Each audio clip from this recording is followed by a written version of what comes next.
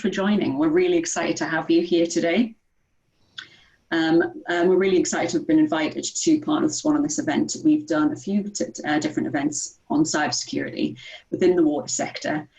We are a design-led innovation business. We are also an innovation partner within the utility space, and it's greatly challenging to undertake, I think, these kind of collaborative, intensive activities within this space, because of the challenge of, I suppose, the technical challenge involved, and also the issues with collaborating effectively and finding the time to do so. We have developed a number of interactive sessions as part of the talks, so hopefully you can reflect on some of the conversations being had, and then can work with your colleagues who have joined and your collaborators who've joined us today to really get something interesting out of this event. Crucially, to have a think around how you can start to apply maybe some of the activities or best practice or thoughts that are being raised during the conversations in your organization. And what we really want to help you with as well is to connect you to the best collaborators beyond the event, to kind of keep the conversations going and maybe work on initiatives or projects or contribute to research or best practice together. So without further ado, I will quickly just give some ground rules. Since this is a meeting, so we can have more interactivity, I would ask that you all keep your self muted whilst we are having the talks. There will be plenty of time to unmute and discuss during the Q&As and during the workshops. Please kind of give your engagement and your full focus to the activities that we're undertaking. And if you can keep your questions so that we can keep to time, as it's a very tightly scheduled event. If you can keep your questions to both the Q&A sessions or drop them into the chat function during people's talks so that we can ask those at the end. So, firstly, I would like to introduce Ken Thompson, not only the Global Technology Lead in the Internet of Things and Smart Sensors for Jacobs, but also the Executive Council Chairman of SWAN. And I'd like to invite Ken to take the metaphorical mic briefly to share with us his thoughts and introduction to the event. Great, can you see my slides? Yes, thank you, Ken. Great, well, good morning, good afternoon, good evening, based on where you are in the world today. I'd like to welcome you to the SWAN 2020 virtual conference. This is 10 years we've celebrating accelerating the industry in smart water. We've had our first conference in Paris when we were very small, just a handful of people. And since then, we've continued to expand and grow throughout the industry with conferences in Miami, a rooftop reception in Barcelona, and our latest young professionals workshop we had last week.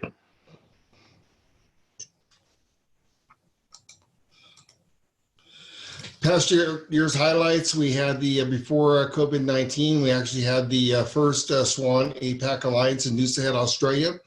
We had a SWAN session in Malaysia with APAC. We had another SWAN UK workshop with Big Data Beats the Beast from the East. And then we had a number of different conferences with Aquatech Amsterdam. So it was a very active year. And lately it's been a little bit slower, but we've been able to put on I think a great virtual conference this year, and we're looking forward to everybody being part of it. Data digital transformation is going to drive our industry, and everything from data acquisition to enhanced workflows and procedures, data insights, integration and fusion and risk mitigation. The whole digital transformation piece is going to require that we have a very strong cyber infrastructure, and that's really why we're here today. So we're really going to talk a lot about that throughout the day. A big part of our effort is the SWAN Digital Twin work group headed by Gigi Carmos-Edwards, and we have a whole group of individuals involved with it, and this is a true collaboration. That's what SWAN's all about. Being able to bring utilities, technology providers, academia, and oftentimes regulators together to collaborate on trying to create the best solution for the industry. And one of the outputs they have this year is the new SWAN Digital Twin Architecture. It takes you from the physical system all the way through the user experience with every part of your application from original design into enhanced operations. And this is truly the framework for the future. But if you look at it and think about it, it's all, a lot of it's based on IoT, sensor technologies, and it's going to really require a very strong cyber framework to be successful. So with that, I'd like to introduce Paul and have him get this conference kicked off with the with our I think a great group of speakers today. Thank you.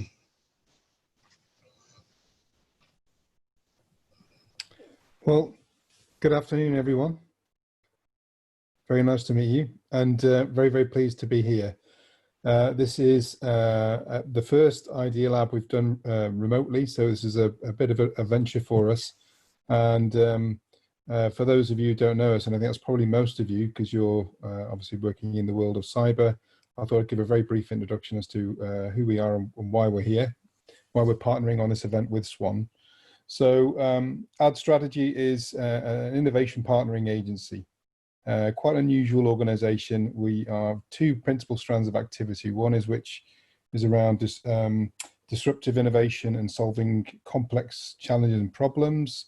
And the other side of it is developing innovation capability and capacity. We do a huge amount of water work.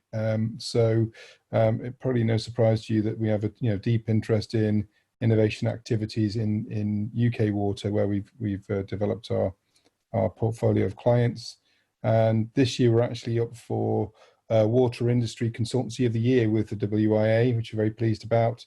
And so, I suppose this is in part a little bit about us giving back to the industry and supporting sharing of best practice. Move to the next slide.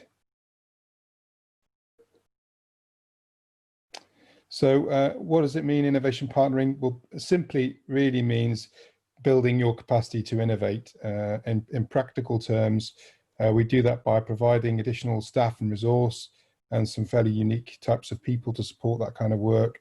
In and around the technical expertise that you've got inside the business. We also run supply chain and enterprise-based activities as well. So it's an unusual mix of people that we have in our community that we bring in and around the sort of mainstream types of roles that you would see in a water company. And of course, the kind of general idea from our perspective is that you can only take on so much innovation overhead inside the organization. And so we're really here to supplement the skills and capabilities in your business.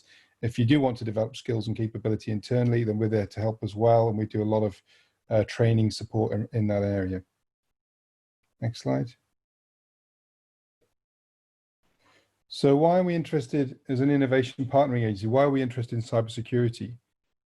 Well, it's obviously a complex challenge or complex problem, and this is just the area innovation is really required, I think, where the impact potential is huge. And of course, we recognize it's very unusual for significant events to happen in water, but we do recognize it's the fourth largest area of notifiable or recordable events in terms of cybersecurity risk events, and particularly from in the US. So I think we are very, very interested in areas of emergent risk and also areas where there's potential for or potential need for disruptive thinking, different ideas, new solutions that don't currently exist.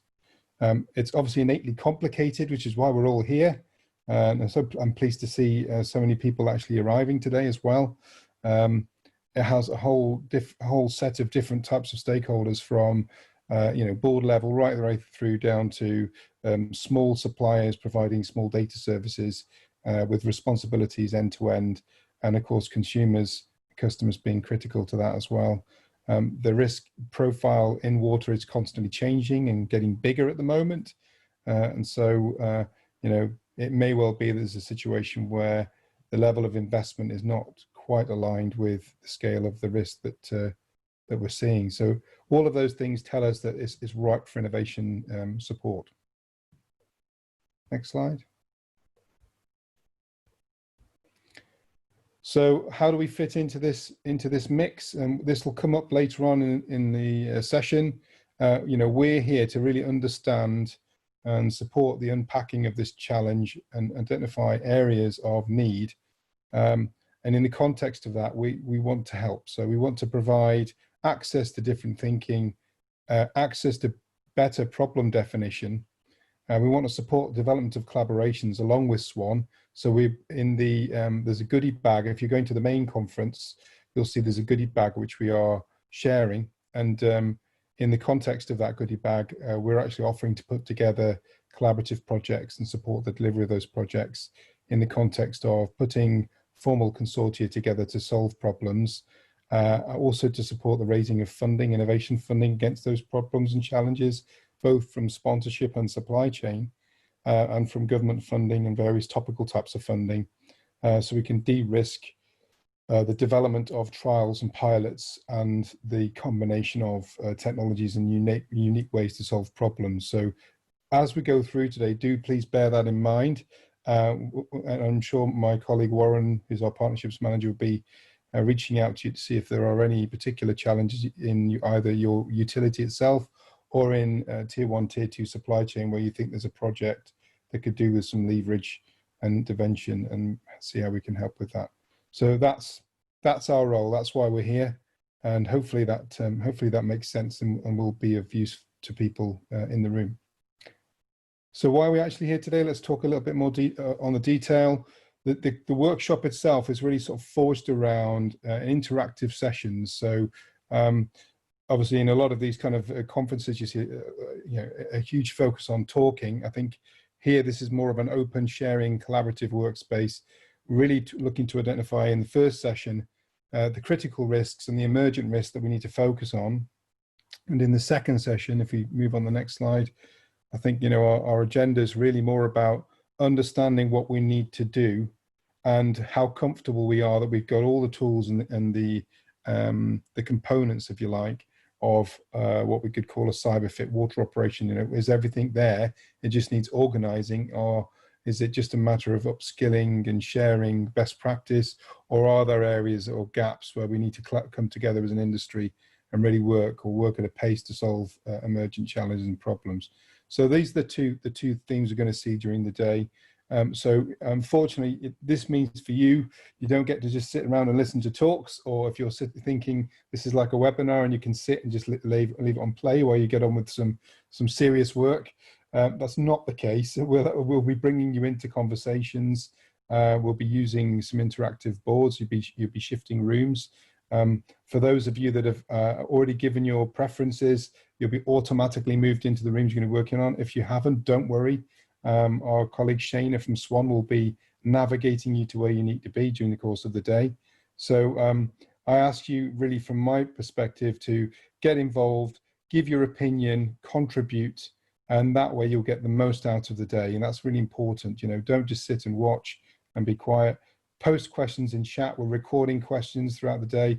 If you think there are burning issues you want to put it to the CIO panel later in the first session today, or later on to the technical expert panel, post them in chat. We'll capture those as well. So we can ask those to the board, and you can get some feedback and some thoughts from our experts. We've got some fantastic speakers lined up. If you want to go to the next slide. You know, we really have been privileged. We've been joined by expertise from around the world. So we've got people from Australia, America, UK, parts of Europe, and I think, you know, very, very pleased with the mix of expertise from leadership in cybersecurity, more generally, right down to you know, CIOs, CTOs in water and water support organizations. So take advantage of the skills and the knowledge in the room, and hopefully you'll make some good connections throughout the day as well. We've got a networking session later on as well, where we're going to put you into rooms so you can meet some of these wonderful people. Next slide. Right, so I'm not going to go through this in detail, but we do have a packed session. So I've just obviously done the introduction. We're going to move on next to Stephen Trippier, Stephen, just as while I'm here, I might as well introduce him. Stephen is the Chief Information and Security Officer at Anglian Water. He's also active on other boards as well, which I'm sure he'll tell you a little bit about. So he has a vested interest in cybersecurity, and we're very privileged to have him here today, representing the UK water industry as well. So without further ado, I shall introduce Stephen. Thanks very much. Hopefully you can all hear me. I'll kind of assume you can and carry on. I'm kind of unused to doing webinar style talks, and Paul's put in the big sell of how privileged he is. I hope I don't disappoint you. So I'm going to talk about the challenge of resiliency and network security, and I wanted to start by trying to frame what that challenge looks like. So as cyber professionals, we're trying to secure the design, deployment and operation of what is cutting edge technology that our businesses are delivering at what you might call breakneck speed. And without disrespect to them or us, none of us fully understand all of the risk associated with that. And none of us really have enough money to do everything that we would like to do, or enough resource to do that. We're trying to do this this activity for services that are critical to our business. So we're securing our innovation. So the innovation is the stuff that goes on at the edges of the business, in what in some cases might feel like the Wild West, where governance is evolving and technology is new. The innovation that they're doing isn't tinkering around the edges. It's the core functionality of the business. It's driving the efficiency of the business to make the businesses successful for the future, and in some cases to make the businesses survivable for the future. So it's not nice to have stuff. It's right at the heart of what we do, and securing that is critical to the success of the businesses. We're doing that in a world that's increasing the connectivity of the assets. So much of IoT is about things talking to each other that couldn't previously talk to each other, and being controlled from places that couldn't previously be being controlled by people, or even by machine learning and kind of AI, making decisions about assets. All of those things increase our attack surface, the things that are exposed to people or things trying to do harm to us. The workforce that we are trying to secure them with is too small. Not just in individual companies through investment, but globally. There's a huge skills gap.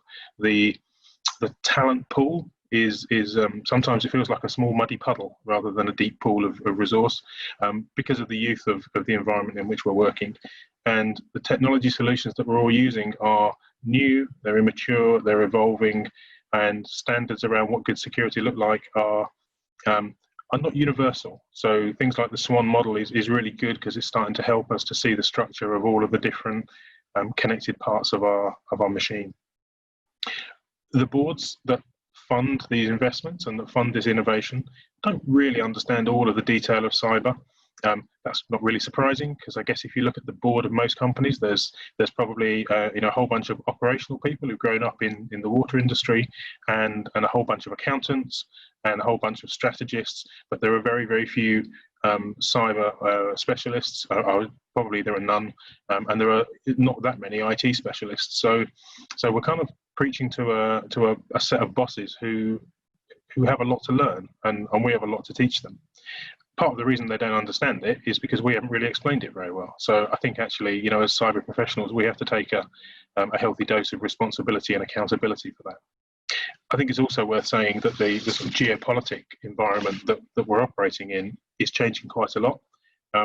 It's certainly becoming less stable, not necessarily at with the attacks in the UK, but actually if you look around at the large nation states and what they're doing, you don't have to look an awfully long way before you find lots of speculation and conjecture and kind of grey around the edges of areas where the stability of the world that might have existed 15 years ago just starts to feel a little less secure. The systems that we're trying to protect are absolutely critical. We're not talking about the systems that you use to go and book a green tea on a Sunday afternoon. They are the most taken for granted and yet critical to life systems that we have, whether that's water, electricity, gas. All of the utility systems are those fundamental parts of life that you can't do without, and where an outage will really hurt if you don't trust the integrity of the system, or if the system isn't there and it should be, or is there when it shouldn't be. Really bad things are going to happen, and consequently the impact of getting it wrong is significant. But we have to remember that this challenge is effectively a new challenge. The cyber industry in IoT and OT more generally is kind of a bit at the vanguard of a whole new set of technology specialism and a whole new set of specialism. We don't have 30, 40 years worth of experience because the industry just isn't that young.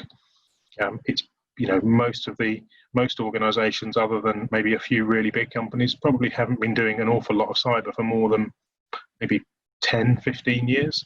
And especially in OT with such long lead times and such long life cycles, the risk to assets is completely different than it ever has been. And that youth of the environment means that the challenge that we're trying to solve is really not very well understood. Contrast how long cyber's been around with how long accountancy's been around, or the delivery of water, or the electric grid.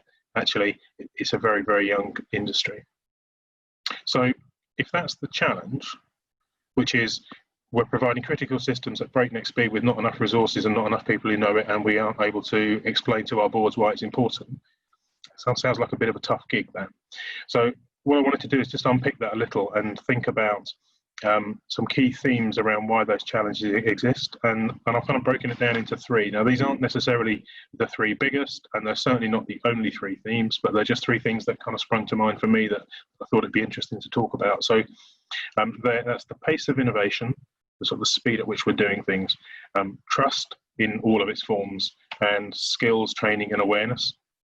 So if I think about the pace of innovation first, in some levels, there's a real danger that some organizations are trying to run before they can walk, and the risks that we're trying to deal with become ever more complex in a really tough world where we don't have, not everybody has a stable platform from last year on which to build on this year's challenges.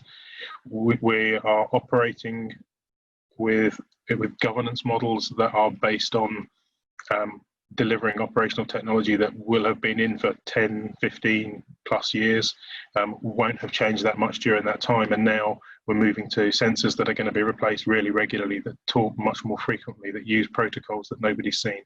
And we have to try and create the governance for those technologies. No, the slide shouldn't be changing, don't worry. We're trying to do all of those changes in a way in which we're trying to interoperate some of the oldest technology around in terms of how we treat things and some of the kind of core functionality with some of our most cutting edge technology. And the juxtaposition of those two things together and the governance within organizations of those two things is a real challenge. And as we react to that pace, which is inevitable and absolutely essential for companies to work at the sort of speed that we're doing, we have to make sure that the pace of change doesn't drive our kind of residual risk beyond the tolerance of our organizations. And that's tricky in itself in terms of visibility, understanding what that risk is.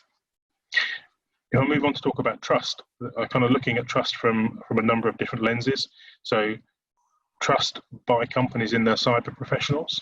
It's a new industry. It's quite hard to see the right answer from your security professionals. There aren't standards like kind of accounting standards that are easy to assess people. The training and development profiles are still quite young, especially in OT. There's a bit of a gap, I suspect, around what does good look like for training. So boards having trust in their cyber teams is I think a real challenge when organizations are starting from scratch. I think trust in the data that we're collecting is going to be essential. We're making some really important decisions about that data, so we have to make sure that the data itself is true and hasn't been tampered with and is accurate, and that requires not just the kind of designers of the systems, but the security around those systems to be really good. And I think critically, cyber and operational innovators, so if I use that term for kind of people within the business who are driving innovation, have to build a much greater degree of trust with each other. Trust that the cyber teams aren't specifying a whole load of security controls that aren't necessary, and the security teams need to trust that the people designing those services recognise how important security is, so that they are going to be included when they need to be included and are properly integrated. The third area that I've talked about is skills, kind of loosely skills training and awareness. So we have a global talent shortage in cyber. There's probably a talent shortage in IT in some ways. There's a shortage in the specialism of IT that is cyber. And if you take the Venn diagram down into OT skills within cyber, that's a really, really small niche. And if you take that down further into people who understand IT and OT, how the business works, cyber, the specific cyber threats to OT, and can explain that to other people, we start to get a really small pool of qualified people. And I'm afraid I don't have any figures, but I suspect if you draw the number of people who truly sort of sit in that circle of kind of expertise globally, it's a really small number. It's at best, I suspect, it's in the low thousands, compared with IT, which is probably in the hundreds of thousands. So that's going to be a real challenge for us. And utility organisations don't generally have a reputation for paying kind of top quartile salaries. So we're in a space where our resources are in short supply, the skills are in high demand because of the overlap between IT and OT, and our organisations aren't necessarily well structured to be paying large amounts of money. So that's going to be a real challenge for us. The skills between engineering and cyber are really critical for me. So when I look at my own team and the way in which we resource, the OT security team need not just to be competent and expert in the security of OT, but they have to have a really good understanding of what the business does and what the services are that we're trying to secure. Because perhaps even more fundamentally than in IT, the balance of risk against the benefit for the operational systems is really critical. And I think increasingly for me, I'm seeing people come through who are starting to understand cyber really well, but don't really know how to apply that to the business. Whether that's kind of the sort of simple thing of, I don't know, using passwords on operational systems and a kind of IT view of you must have a password to log on to a terminal, versus the kind of OT things. Well, why do you need a password? Because there's a big red button right next to it that when you press it turns the system off. So actually, what's your password giving you? It's that kind of pragmatism of understanding what the operational world does. It's really important. And I think awareness at the most senior levels is also a real challenge for us. We have to get to the point where some more fundamentals are understood by the senior managers and the boards of directors of the organisations that we're all representing, so that they're able to make informed decisions without having to rely on it will never happen to us, we've got insurance, or Steve says it will be okay, so we're going to have to trust it. None of those are really great places to be, and actually it requires a real change in the way in which we look at risk, so that people can understand in a really practical way some very, very difficult subjects. There are no black and white really with cyber. There's an awful lot of kind of grey edges, whether that's looking at the vulnerability score for a particular Windows vulnerability. What it says is it's a 10. So, well, if it's not exposed to anything, then you're not likely to be hit by it. And the overlapping and overlayering controls mean that actually I find it's a really hard space to operate with senior managers, to give them a true sense of what their risk looks like. And our job as cyber practitioners is to educate people at all the levels, whether that's technical in terms of the people building and designing solutions, or from a risk perspective in terms of those who are commissioning or paying for them. So I've kind of done two bits of the jigsaw. I've talked about why it's a challenge, and I've talked about what some of those challenges look like, and I wanted to try and spend the last couple of minutes just talking about how we deal with those things and what do we need to do to deliver that resilience. And because 3 seems an easy number, I've kind of picked 3 themes again. So collaboration, building trust, and education, which seem to kind of overlap quite well with what I said the problem was. I think in terms of collaboration, there's some really big gaps between how well people are collaborating. There's collaboration between companies, which in the water sector is actually really good, more so than other sectors I see. There's a real willingness and desire to collaborate at some levels, and I think actually we can do much more around that. The collaboration between vendors and academia and data sharing is an area that I think there's some space to get much better at. Standards and regulation. There's not a huge amount of regulation in this space, which is not a terrible thing. But actually looking at how do standards and how do we measure good is going to be a really important journey. And teams that work together have to be much better integrated. So the operational teams that are coming up with the technology that they want to use to innovate, and the cyber teams that are defining how best to secure that, need to be much more closely aligned. If we can get to the point where the cyber team understand what the operational team are trying to deliver, then there's a real sense that we'll be able to secure it well, and vice versa. If the teams understand the risk that they're going to be left with at the end of their project, then we can move to a space where people are in a good place moving forwards. Building trust within and between organisations, I think, is really key. I think there's so much uncertainty around cyber that finding a way to build trust with the data that we have and the risks that we're putting forwards, and removing some of the kind of fear, uncertainty and doubt, and turning that into something solid, will really help us as an industry move forwards. Which kind of leaves me with education and awareness, which is generally where we start when we look at cyber. The real solution to these problems for me are about everybody understanding the impact of what could go wrong and what can reasonably be done to stop that going wrong and to prevent that. Making sure that education exists from the lowest level in terms of the people who are operating your plant right through to your CEO, to make sure that he has a really good understanding of the risks that are being run. And somewhere in the middle of that is those operational teams that are defining that are defining innovation, making sure that they understand what the residual risk is. And a really great thing for me has been taking them on that journey to say, well, when we introduce the system, given the controls that we want to do, this is the risk that you're going to be left with. And what you're really saying is, if that risk is realised, you are comfortable with it. Oh, sorry, that's my timer. That you're comfortable with living with that risk in perpetuity. Or more broadly, it's the resignation test, which says, if that risk is realised, you're the one that's taken the decision to live with it, and you resign, not me as the CISO, having taken too much risk, and I have to resign, which is a slightly trite way of thinking about it, but it really focuses people's minds. Thank you very much. I'll await the metaphorical applause. Thank you so much, Steve. That was fantastic. I don't have any. You don't? Yes, very much so. I won't ask everyone to unmute themselves, but I'm sure that that was a really useful way of framing the conversation. Yes, you can have the reactions. So please do use the comments to highlight your reaction to that.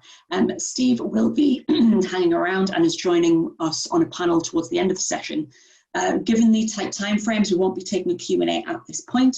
However, what I would ask is that you note your questions. You can either put them to Steve in the Q&A. He has some ability maybe to answer questions directly. If you wanted to put them in the chat bot, really interesting to ask, save it for the panel at the end. Now we are jumping next straight into our first interactive session. So I'm leading on one session and my colleague Gisela is leading on the other. We really wanted to, as I mentioned, give you an opportunity, and like Steve highlighted, there is great collaboration within the water industry. And whilst we have an only limited amount of time, these sessions are intended as very fast moving as a way of framing conversations between ourselves and identifying either areas of agreement and focus or areas of massive disagreement that we might want to unpack further. So we will be jumping into these sessions now. I think Paul mentioned that we have asked you for your preference, and we'll try our best to put you into the room of your choice. However, we can't guarantee that you will get that, as we have quite a large session. Will start to allocate us to each of the rooms that we are tackling. Stream 1 for defining priority areas of risk. That will be my colleague Gisela, along with Mike Allen, Global Head of Secure Networks from SGS, and myself. I'll be leading a session on the state of solutions and the benefits sought with Rocky Smith from Cisco. So, Shana, if I can ask you now to start to divide us into our requisite rooms. We will be in our breakout rooms for 25 minutes, at which point we will return to the main room and share the key insights from our discussion with those who weren't able to join us. Thank you very much, Sarah. So I'm going to move everyone now. You'll just have a box appear on your screen. Simply click Join Breakout Rooms. So here we go. We got booted out of our room. Yeah, we were just finishing the last exercise. You wouldn't believe. The good aspect is we did get the main topics, so we were just in the middle of putting them in the formulating your thoughts. The cliffhanger of the century. Yes, it was. Unfortunately, this happens a lot. We were in a similar situation. What I might ask in that case, we have 5 minutes to feedback on what we discussed. Do you, Gisela, and I believe it's Mike Allen you're working with, and Warren Hayes, who are leading the session. Do you want to live summarize the kind of key points that came out of that? You're welcome to share your mural board if that helps for reference. Yeah, absolutely. Let me just share here. So again, this is a very short teaser. I'm really supposed to be just a conversation starter for the rest of the conference. We did see that there are a lot of things that are working well. Right? Let me just put here so I can put. Yeah, so there are aspects that are working well, like the innovation of the IT systems, new regulations like the standard cybersecurity lifecycle, fact that you can now have recorded events, IoT developments, the availability to secure IoT devices, the application of AI and blockchain technology, that's all improving it. So, and then we decided to focus on what is going not so positively, what we would need to work on. And 5 aspects came out of it that we were putting on our impact effort matrix to see. The fact that there's still obsolete hardware, the IT and OT coordination, the security of IoT devices was definitely identified as one of the main topics to work on when it comes to prioritizing. This is something that was a clear winner in aspects that, okay, we need to work on this and focus on this. And then there was also 2 aspects related more to the lack of awareness. So the diversity of risk is not understood, and the education aspect of this. So in the sense of raising awareness and real consciousness of the different risks that can come and where they come from. And and we're now going to put them in the impact effort. That's fantastic. Mike, did you, as kind of co-facilitator in the session, did you want to add any additional context or insights to those kind of key headlines that have emerged? No, I think these are very salient points to, I think, what cybersecurity as a whole is facing. Not just the utilities industry, not just the water industry. If you were to take this view across multiple verticals, cross-sectional look, you would see that I think a lot of these same topics would crop up. And being a part of an organization such as SGS, it gives me that visibility across so many industries and so many verticals.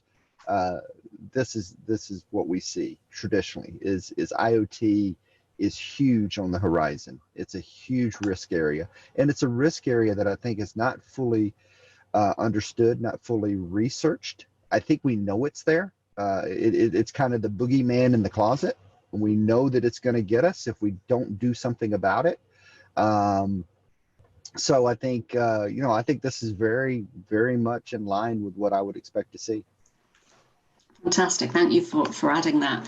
I will quickly share the results of our session. So similarly, we got booted out just before I was able to move things over to the voting section, but we did get a chance to vote on our kind of key areas of focus. And you'll see what we were doing is we were looking specifically at existing solutions or emerging solutions, how well they are used, how well they are implemented within industry. So depending on where they appear on that curve, they're either very early proof of concept, starting to be embedded and used, or at the end of their useful life and probably in need of replacement. So I will show you the results of our voting. So if you can see that, we voted on kind of key areas being the risk profile of assets, the need for auto discovery of assets, so those that are being connected to the network, network segmentation, so the better use of best practice models, that was seen as being very powerful, but very early stages. The need for anomaly detection, so a baseline of what's going on within your network, your organization, so that you can get a sense early on, so you get a sense early on of what's going on there. And finally, then there was a lot of ones that got sort of 2 votes at the bottom here. Similar things you said there? Do we fully understand the risk? of what we're dealing with. We need better visibility of what's going on. Implementing access control with minimum limits to user functionality, working effectively with supply chain, which is a massive challenge. A cloud-based network segmentation as assets start to be connected. How can we protect those? Similarly, the kind of connected asset world that we're dealing with, and some early interest in use of blockchain to mediate trust issues within networks. So very early stage, not really being applied, but some interest around that. And just to give a little bit of context, we were discussing here the, I can't move across, but some key points that were coming out here were in our parking lot, themes that we wanted to explore a bit further. The idea that, sort of maybe a culture approach within cyber is that you've got a lot of individuals who are very responsive to challenges. They identify a solution and they'll figure out how to use it. And this can be very effective in obviously responding to situations as they arise, but it can often lead to duplication of effort. And what we're looking through the education piece we're discussing, through everything else that's emerging, a more considered, a more strategic and a more holistic approach to our activities that we undertake, so that if something works well, it can be rolled out across our organizations and within our supply chain, within our network, not just used and then used it within a silo and that best practice not shared. So these are the key areas that come out. What we're going to be doing is synthesizing these a bit further and feeding them into the following session. I'm conscious of time. Rocky Smith from Cisco was my co-facilitator within the session. Were there any last points you wanted to make there, Rocky, about the key areas of focus that have emerged from our voting? Yeah, just one quick thing. I think what we started to see is a bit of a journey emerge. So as we put this together, we start to see that there are certain things you need to do before others. It was brought up several times about not running before you walk, and I think we're starting to see that with just the priorities and the technologies on the curve. So it was a very helpful exercise. That's great. Thank you so much. Right, next we will be jumping into our break sessions. We will be in breakout rooms for 20 minutes. You will either have been assigned to, let me just quickly share my slides so I can highlight who you will be listening to. So we have our tech showcase now. Just give me one moment. So you'll either be joining Bill Aronson of AIRG to discuss novel digital key for OT security, or you'll be joining John Gita from JITSWN to talk about security twins and building trust. So we will shortly be, Shana will be allocating us to your tech showcase. We did ask for your preference, which we will try to meet. If not, you'll be assigned at random. If you would rather be in the other session, you can drop back out to the breakout room and ask to be added to the other one, and we will do our best to accommodate you. So we have 20 minutes for this activity, and we will see you back in the main room when that is complete. Alternatively, grab a coffee and we'll see you back in 20 minutes.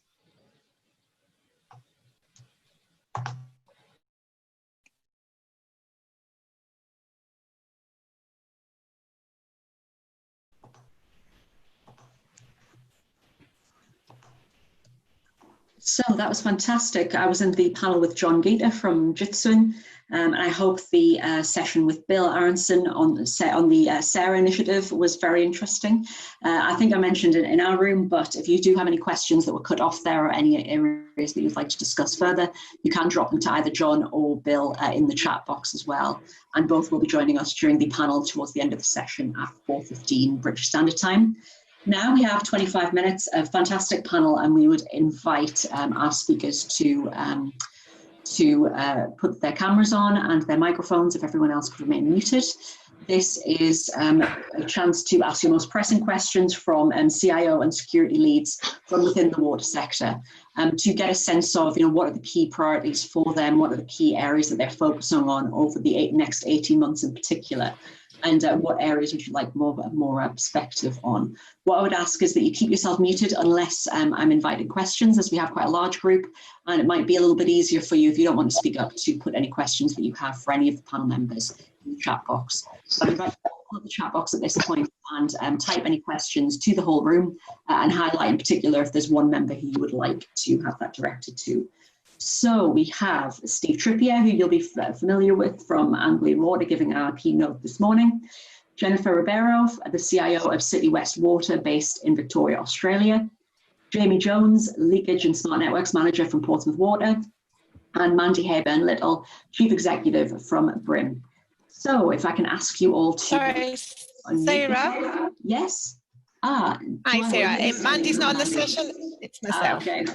My apologies. Instead, we have Joanna Goddard from BRIM who'll be standing in for Mandy. My apologies for that one.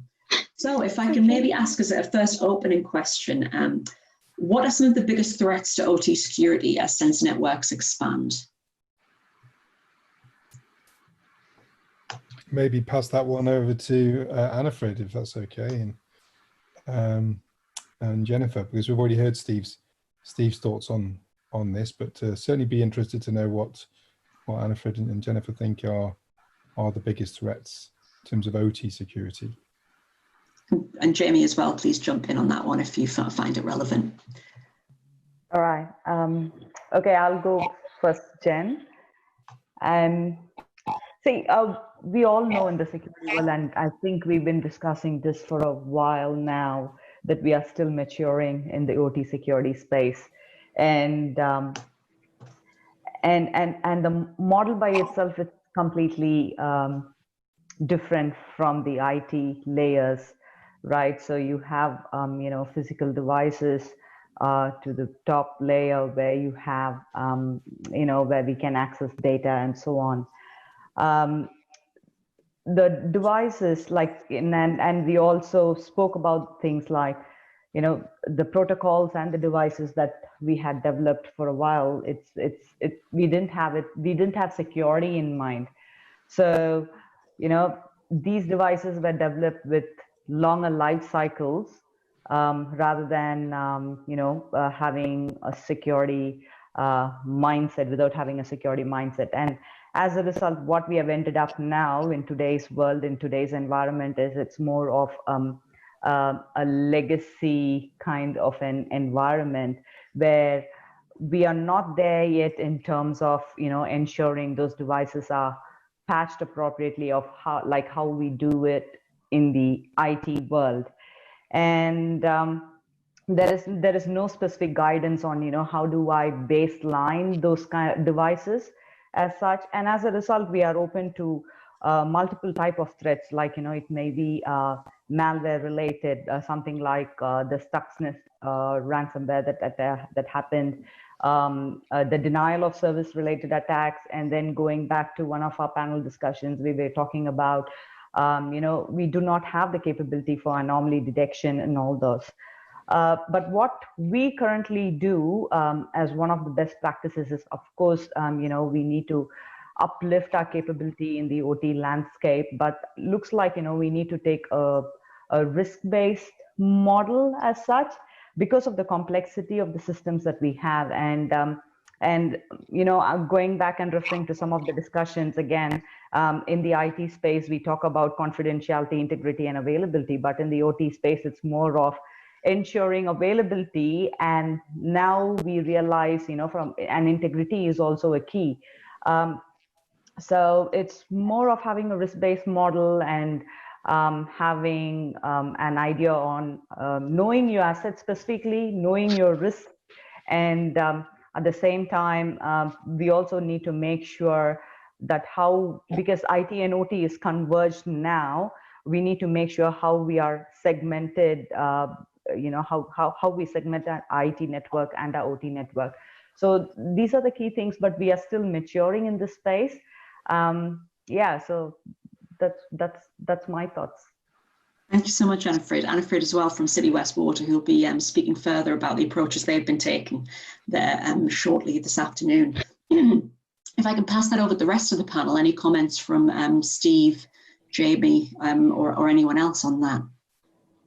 Yeah, so I think I've got three sort of perspectives on it. One I think is accidental, untargeted events that happen to affect OT because of the convergence with IT. So because you're using a Windows system where you wouldn't have been using one before, or where you've connected it to a network that you wouldn't have done before. So I think that's that kind of ransomware sort of thing. It's not necessarily targeted against a utility or even that particular asset. You just get nailed by some bit of ransomware that landed by accident. That I think is a really big risk for us. I think the complexity of the landscape that's been developed is really important. we've got lots of different parts of the business doing innovations and pilots with smaller scale pieces of work that aren't necessarily or can end up not being overseen properly, which then end up changing your risk profile that don't necessarily match the overall strategy. I think it's really important that kind of awareness and integration of your teams is strong enough that people who are doing innovation come and talk to you so they can kind of manage it properly. And I think lack of security by design, so lack of fundamental security requirements at the outset of a procurement exercise to decide what security do you need in your sensor or your new piece of kit. That's a really good point there, Steve. Thank you for that one. And we had a question from the audience, and maybe I could put this to Jennifer. We've, as Steve has said there, we do have, events or that can be, maybe they're malicious, maybe not so, but they're relatively rare. They will become more common and higher risk as we become more connected. How do you make a business case for investment when, those events currently are so rare and difficult to predict? Very, very important, obviously, because that's what gives you the funding to do all of the excellent IT work that we need to do, especially in security.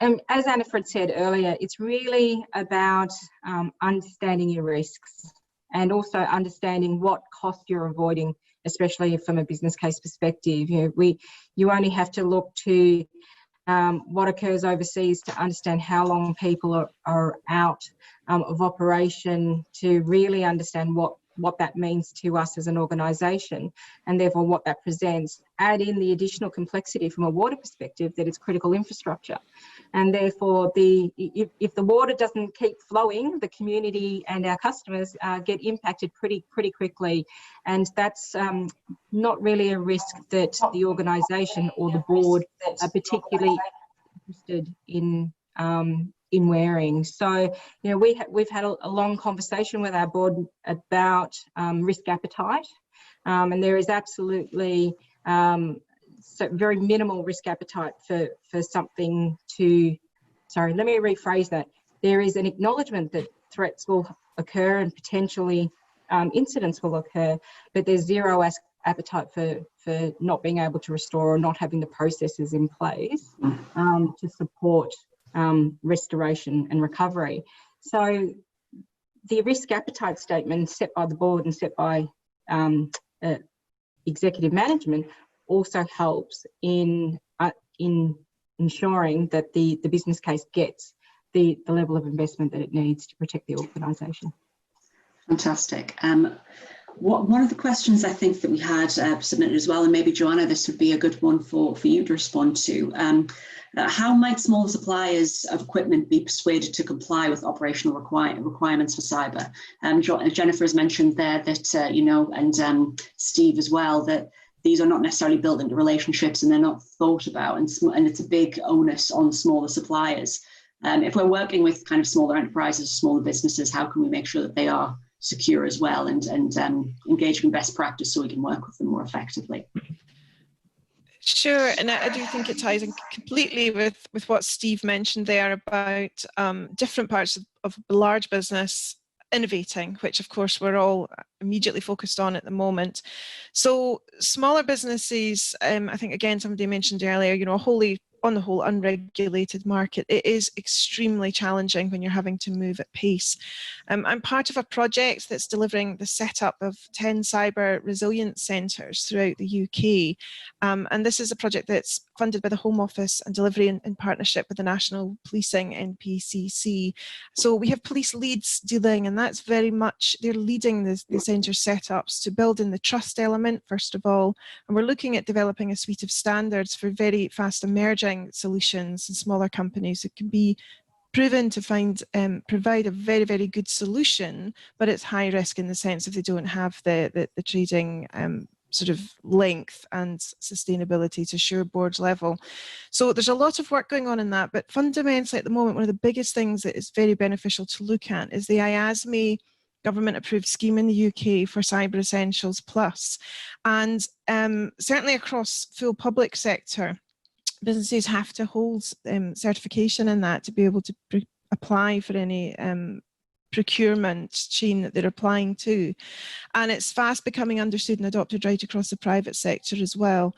And not only is it providing some level of assurance for the companies using the suppliers, but those smaller companies are actually feeding back that because it has a beginning, a middle and an end, and it's a certification, they are learning so much. Their own education on their cyber resilience as a supplier is improving rapidly just through the process of the certification. So we're working exceptionally closely with IASME. We're looking at a lot of statistics and trends by size of business, geography, industry, to see where those adoption rates are fast coming through and where perhaps we need to target awareness, back to the point of awareness again. So it's something that we're very happy to share information on or take feedback if there's particular concern areas. We can consult with the cyber resilience centres throughout the UK for you and bring some information back to you. Fantastic. Thank you, Joanna. Joanna Goddard from Business Resilience International Management there. I would encourage, we have about 10 minutes left for this panel. So if anyone else has any further questions, please do either you can unmute yourself or you can drop them in the chat. I'll ask now, Jamie, if you would like to respond to some of the key points that have come out there. Yes. What is emerging as kind of the key points of interest for you from these discussions? So as a couple of things, number one, again, very much a follow-up from Steve's point. There's a lot of innovation going on around at the moment, and we're all being encouraged to innovate as much as we can. But a lot of the times, IT is the last point of call in an innovation startup. It's the last thing, it's something that tries to get avoided in certain situations, and that's not the way. And it's very much around ensuring that we get security and IT involved at the very earliest opportunity. My other point I want to raise is about ownership of risk. So we spoke a lot about risk, and for me, it's about who owns the risk. And so when it comes to small startup suppliers and things like that, from a water company point of view, there's obviously a lot of risk there. There's a lot of advantages, but a lot of risk. And so from a water company, it's very much the onus on the water company to embrace the small supplier and take that risk and bring them along on the innovation trail and get them very much involved from a very early on. If you're speaking to larger companies who have got their own security managers, then that risk can be moved across, and we can let that kind of a lead go a bit, so to speak, and let the kind of trust I move across to suppliers a lot more than you would with small suppliers. So from my point of view, from the water company, it's for us to really help these smaller companies as much as possible. It's definitely a challenge practically, and obviously in terms of a cybersecurity point of view, it's no different. Working with water suppliers, working with smaller enterprises is incredibly valuable in terms of innovation, but often practically difficult. And I think one of the things that we'd like to see from all the conversations that are taking place is security by design being built into a lot of our initiatives, so that suppliers that we work with understand the requirements that we need to be secure in working with them, and that we as an organization, our cybersecurity teams and anyone who is engaged in innovation have an exchange and a visibility of each other, so that the IT department or the cybersecurity leads, they know what's going on, but also that anyone working in innovation knows where to go, in order to ensure that they are building in the right requirements into the projects that they are developing. Sarah, can I just comment on the IASME stuff about Cyber Essentials? So I think Cyber Essentials is a great scheme to look at small companies and the security within which they operate their own infrastructure. But it's not necessarily an indicator that the product that you're going to buy is secure in its design. So it's a great sort of checkbox that says this company has done something for security. Frankly, it's not an enormously high bar, but it's higher than not having a bar. But when you come to, when I come to do procurement or we buy a new product, the fact that an organization's got a tick for Cyber Essentials is of, it's not of no value, but it's a very low value to knowing that the security of the product itself is good. So actually, you've got to look far, far beyond what the organizational security is like and start looking at what are the requirements for that individual product. So are you specifying OWASP testing as part of its software design? Are you going to do a penetration test? What was the results of the last penetration test? What's the processes that the organization has to guarantee that security or to assure it on an ongoing basis? And actually, quite often we work with companies that are not that great at security to start with, but if you can take them on that journey and help them to pilot while they're insecure in a low risk way, on a bit of a quid pro quo that says you can't get out of pilot till you've reached these new requirements, but we'll allow you to innovate along the way. That's a really great way of helping them to meet your standard as you go forward and making them better at the same time. But you know, for anyone out there, please don't take Cyber Essentials as a sort of tick that the company's product is secure, just that their own data center is secure. That's an interesting point. Sarah, yes. It's Jen here. Just if I could add to that, in the process for security by design is really not started at the procurement stage. It really starts way back at the architectural stage, in the business case, making sure that that we call out what the framework looks like, what the expectations are, what the costs will be, and also extending that then down into the procurement process, ensuring that you've got the requirements clearly articulated so that you can clearly start to measure right from the architectural, what are our expectation standards and principles architecturally, what does the business case say that we need as part of this from a design, secure by design perspective, what are we buying, and then from a supplier perspective, how do you comply? That is fantastic. Unfortunately, we are rapidly running out of time for comments. We're going to be taking a break in a moment, so you can all rehydrate, get some caffeine before we move on to the second half of the afternoon. Are there any final points from our panelists, just final statements that they wanted to make in response to any of the questions or points that have been raised? I would add in, I think part of this is awareness and influencing others in both large and small organisations. And we talk about owning risk and we talk about cost and influencing those decisions. But where there are wider teams involved, I've certainly seen great results in looking at individual KPIs that decision makers are responsible for out with budget and explaining the relationship. Because it is so easy for non-tech decision makers to assume anything with cyber in the sentence sits with IT. It's that common misconception. So general KPIs and explaining the link, the impact can be very, very effective. Thank you very much. Was there anyone else who wanted to say a final word? I think there was a question there from Avaro about EIC 62443. ISA 99 certifications for vendors and if they're relevant in terms of building assurance. I don't know if anybody can answer that question. I can have a go if you want. So I think if an organisation has embraced ISA 99 and can demonstrate how its design thinking has incorporated ISA 99 into its architecture, then they stand a much better chance of being able to meet any requirements you might levy against them. I'm not saying it doesn't exist, but I haven't seen a kind of a rubber stamp that said this product is ISA 99 certified. And I definitely have some worries about how does the standard fit with a kind of IoT internet connected environment where you've got your layer 4 and 5 devices talking directly to your level 0 and 1 devices. The model sort of needs a bit of innovation in that space, I guess, but it's a really good indicator that I suppose for me, Cyber Essentials is the basics. Someone who's talking about ISA 99 and can show me how it fits in their architectural model and their threat model is going to get a gold star for being able to make my life easy. Great, thank you, Steve. Right, we are rapidly running out of time. We are going to be returning to the session at 3 p.m, so that is just 9 minutes. So if you quickly want to grab a glass of water, a cup of coffee or a cup of tea, we will be taking a break now. We will see you soon. If you have any questions, please, you can use the chat function to liaise with us directly and we will help you out with any issues. Otherwise, we will see you back in 9 minutes. See you soon. Thank you so much to our panelists as well for your very valuable contributions. See you at 3 o'clock.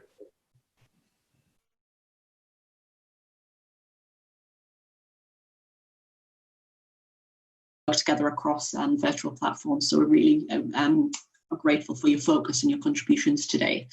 We've got a couple of fantastic speakers this afternoon before we move into our second interactive session. And everything that we have that we've provided is you can share it, you can take a screen grab and share it online. We have our at ADDCyber Twitter account, the hashtag for the event as well, ADDCyber and SWAN 2020. Please do take any screen grabs from the sessions. None of our speakers or the slides that we're sharing are confidential or privileged, so you're welcome to share anything that comes out of the event with your followers or with your colleagues back at the office or in their virtual offices at home. So please do that, and keep using the chat function as well whilst we move through the different questions and activities they're working with. And so if there's anything our team can help you with, we'd be happy to do so. So if we have, I believe, Anna-Fried Bennett of City West Water. Anna-Fried, do we have you back in the room yet? Fantastic, there you are. I'll spotlight your video. So Anna-Fried is going to take us through a case study from City West Water, working towards developing common language and standards. It's a really fantastic presentation. I'm sure you'll all enjoy it. And please do keep any questions for Anna-Fried till the end. You can either drop them in the chat box, or we should have a little bit of time for questions if we're not too pressed. So Anna-Fried, over to you. All right. Thank you, Sarah. Thanks for that. So good afternoon, everyone. My name is Anna-Fried Bennett again, a security enthusiast and an IT operations and security manager at City West Water, a Victorian water agency in Australia.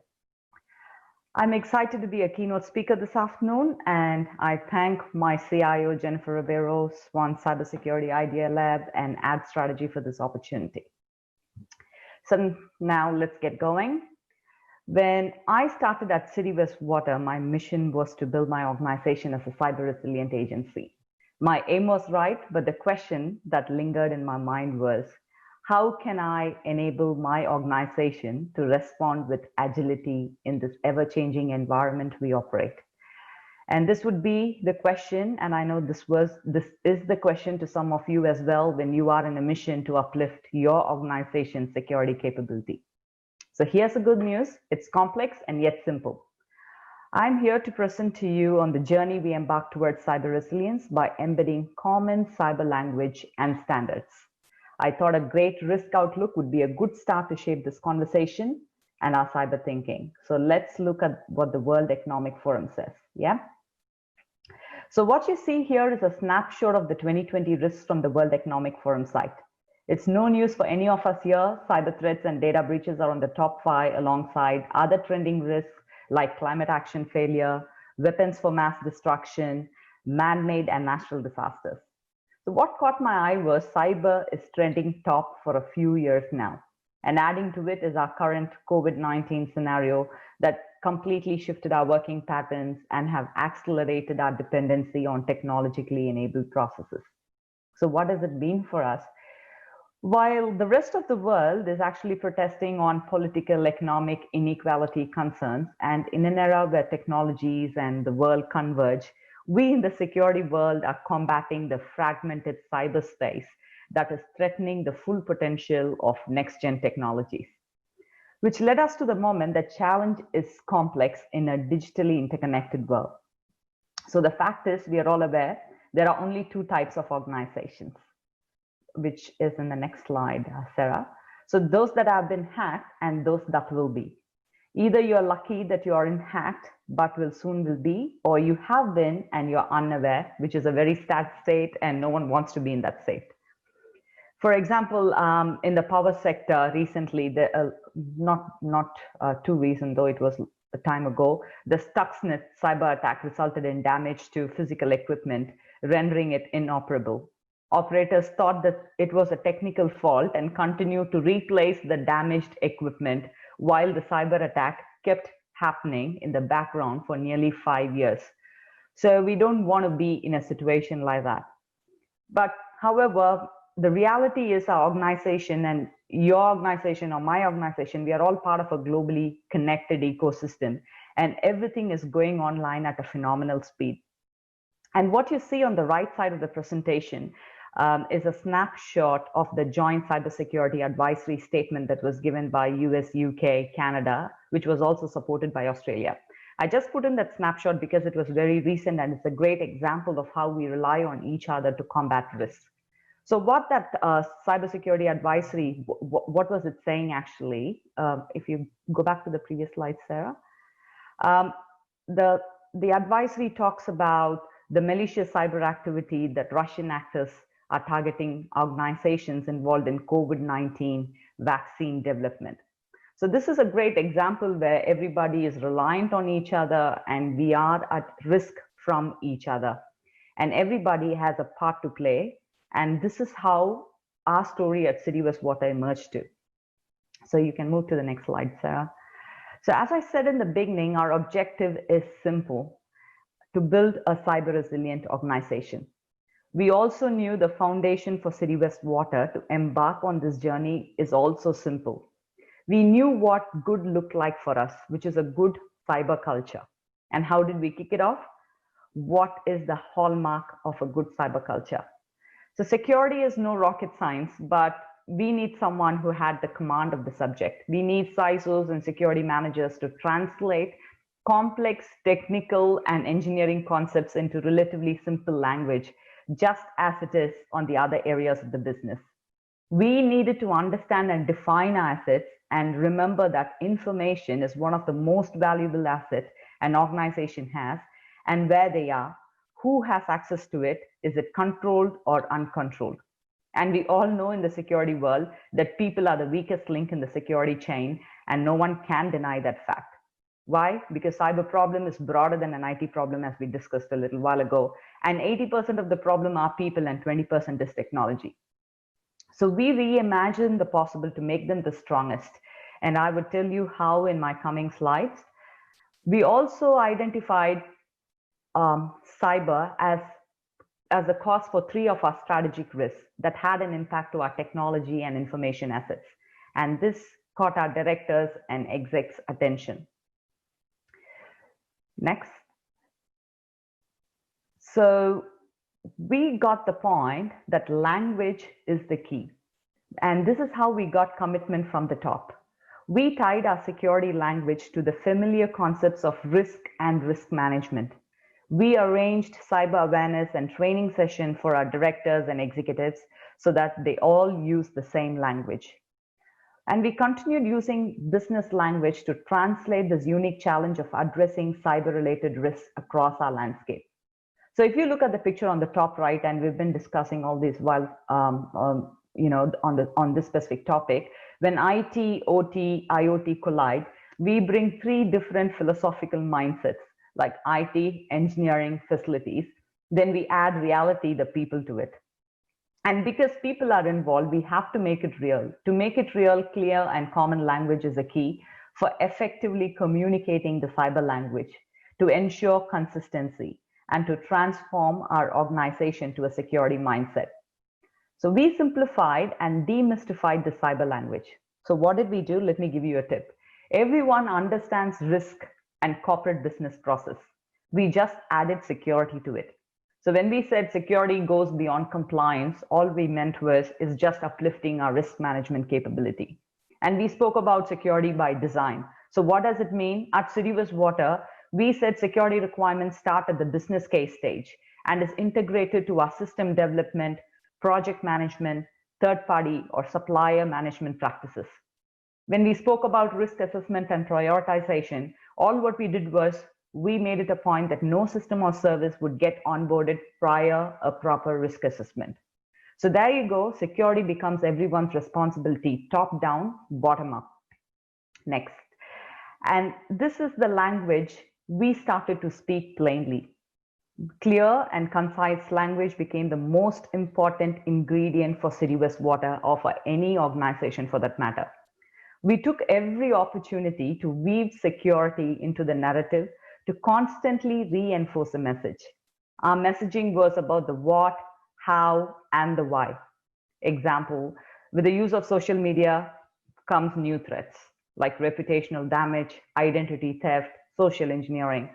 Our messaging to our people was to stay smart online and keep their family and community safe. We gave them tips, resources, and so that they can take, which will go a long way to protecting them online. And even in this COVID-19 scenario that we are currently in, we continued providing tips and resources to ensure secure remote working. And this type of messaging explained to a common man on the what, how, and the why when we make it personal to them, it becomes a reality. And this type of language was constant but targeted top down from the board to the technical staff. And not forgetting, we leveraged national and international standards through industry-wide collaboration. Next. So what standards we leveraged? We benchmarked our maturity using the famous National Institute of Standards and Technology, the Cybersecurity Framework. Then we aligned NIST CSF framework to our very own Victorian government security framework, which you see on the left side of the slide. And what you see on the slide is also a roadmap or the target maturity that you see on the right side, what we developed. We laid a roadmap to build cyber resilience and clearly communicated where we wanted to be in the coming years. One more tip. You want funding, effective communication on the risks, and clear plan is a must. And this is how good cyber investments are made, based on informed decisions and effective communication. We undertook a significant amount of work across the identify, protect, and detect areas in the CSF framework. And now our priority has now shifted to automation across detect, respond, and recover functional areas. So I will discuss more in the next slide when I let you take a sneak peek at our reporting. Next. So no jazz, we just use the layered tactic like any military strategy. We all know about it. That said, we rethink our defense in depth strategy. I'll tell you what I mean when I say we rethink the strategy. The idea of defense in depth has been around for nearly 2 decades. It proved effective in the past where perimeters were real and had fully trusted networks. Now our perimeters have started to evaporate. And now more than ever, we are no more confined to the 4 walls. Staff, contractors, customers, business partners, IoT devices, all traverse the network and access corporate assets just about anywhere, anytime, be it the cloud, 4G, wireless routers, etc. So we at City West Water, being an essential services organization, we needed to find the right balance to provide secure, safe, and reliable services to our customers and community. We found the right balance across all NIST functional areas because no one solution can help us build a defense model, but it's a combination of solutions across each layer of our landscape. Tools are great, but what I'm really talking about when I say solution is it is a mix of people, process, and technology. So we continue to build confidence through regular communication and reporting on our progress and capability, effectiveness, and performance across the various layers of our landscape. Next. This slide talks about our performance reporting. It's actually a busy slide, but it gives you great examples of the types of reporting that we do. The key takeaway here is we did speak about performance indicators, security performance, because the management helps us and provides us with funding. And we need to give what we give back to the management. It's more of like, how do we perform from a security perspective? So we start with simple, easy to measure performance indicators and consistency of measurement to build a trend of how we perform and grow. So this we did across the NIST cybersecurity framework, which we took as a key. So what you see on the slide are the reports we provided on our risk profile status, indicators related to threat and vulnerability management, for example, our system patch status, number of email or malware related threats that are automatically detected and blocked. So end goal, next slide, Sarah. So what was the outcome? We simply overlaid security to corporate governance processes, integrated security to every area of our business. So that was one of our key successes at City West Water. At City West Water, safety and well-being is a top strategic priority. And what happened now is, for us, safety also has become cyber safety. So with the use of common language and standards, our cyber risk thinking got transformed. We got to an understanding that risks would continue to evolve with the ever-changing threat landscape, and our focus shifted to plan on how quickly we detect, respond, and recover from cyber incidents.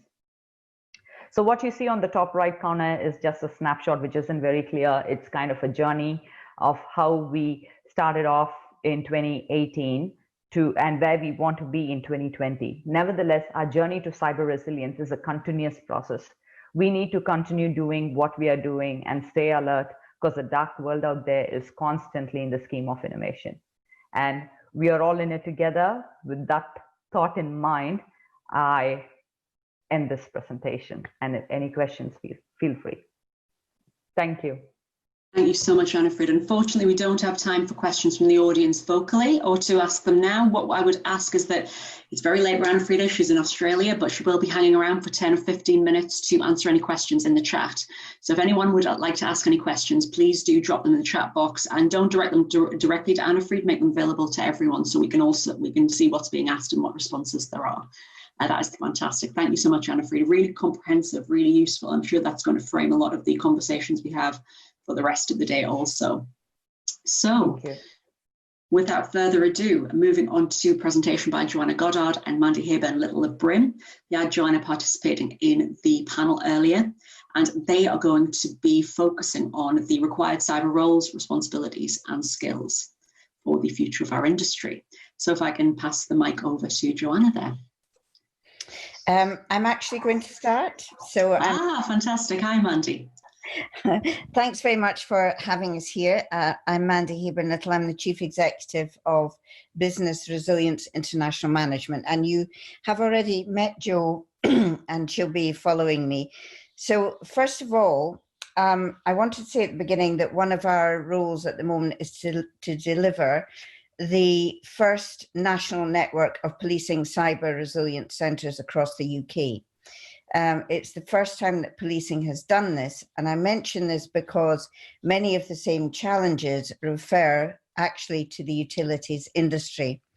And in particular, we wanted to address, as part of what we have to say, the role of leadership, the role of understanding of business, which I am going to focus on, and also to think ahead to the development of an entirely new desirable pipeline of talent, which the industry very much needs. And I think there's a radical shift needed in that. And I think that there are steps that we can do to take that. We are also working in an area where we actually need to industrialize messaging and to make messaging entirely different for the business community.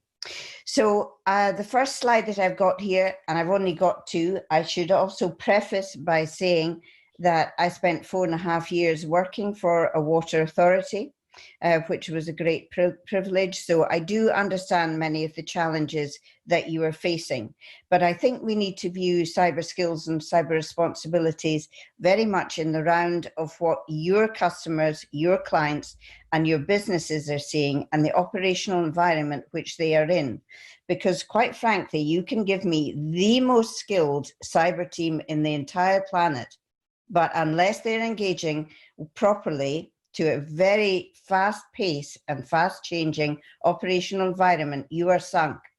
Unless you can give me somebody who can make a decision and say, I will buy that, you are sunk. And unless you actually expect to communicate in an entirely different way with business of the future, you are also stuck. So we represent, I think, a very different viewpoint to what you've seen. Very interesting to see the last presentation. And of course, we all live in a world where we see risk registers, how reports are made, how regulators are satisfied. But actually, I thought it would be interesting as part of today to put in some of the relevance from your own customer base and customer of the future, particularly business customers. So you will know better than anybody that actually you are dealing with instant expectations in a way that there's never been before. All of us during COVID have seen that huge move to remote working. And actually, we're now beginning to see how quickly messaging has been absorbed. So the first time today, some of the statistics have been produced. So what type of messaging worked during COVID? What got the biggest pickup? What did people listen to? What they didn't? All of that is absolutely fundamental to cyber strategy and cyber engagement and your security messaging. And I'm delighted that we're going to be followed by Paul Hingley from Siemens, because we're big Paul fans. And I know he will talk about some of this aspect in terms of the link between operational and actually information when it comes to technology. So for me, this operational environment is key. Instant expectations from your customers that things will be accessible, will change, but actually the reality is, and again during COVID, we've seen this enormous spike of fake news. So who really is trusted? How many of you have had your organizations either frauded or you're copied or somebody is copycatting you? How many of you have seen that? So actually, finding a way for the cybersecurity messaging to stand out to a business community is absolutely key. Consumer choices, so switch. Again, we've seen an enormous amount of frauds taking place during this time. And that is all down to people saying, how do I know that I can really trust you? So these are some of the absolutely critical things. Consumer expectations, and having worked within the water industry, I understand that, of course, they have very high expectations of quality, of consistency, of maintaining supply. So all of the things they need, but actually consumer expectations. And I was so glad that the last speaker mentioned social media, and I'll come on to talk more about the crucial role that that plays, particularly in cyber messaging. Self-selection of feeds is by far one of the biggest challenges that any business faces. So if you are looking at your own security messaging coming from your security team, unless they understand that customers now can choose entirely what news they subscribe to, you will lose them. So anybody who's going with traditional messages for cyber communications, security messaging, will not stand the test of time, because the move is coming so swiftly now. I speak to younger companies who take no external newsfeed. So no external newsfeed to anything they're not interested in. That means that if your company is trying to communicate on cyber messaging very quickly and to get an effective turnaround or a notification out, unless they are choosing to accept your news and your updates, you're in severe trouble. So that's a really big issue.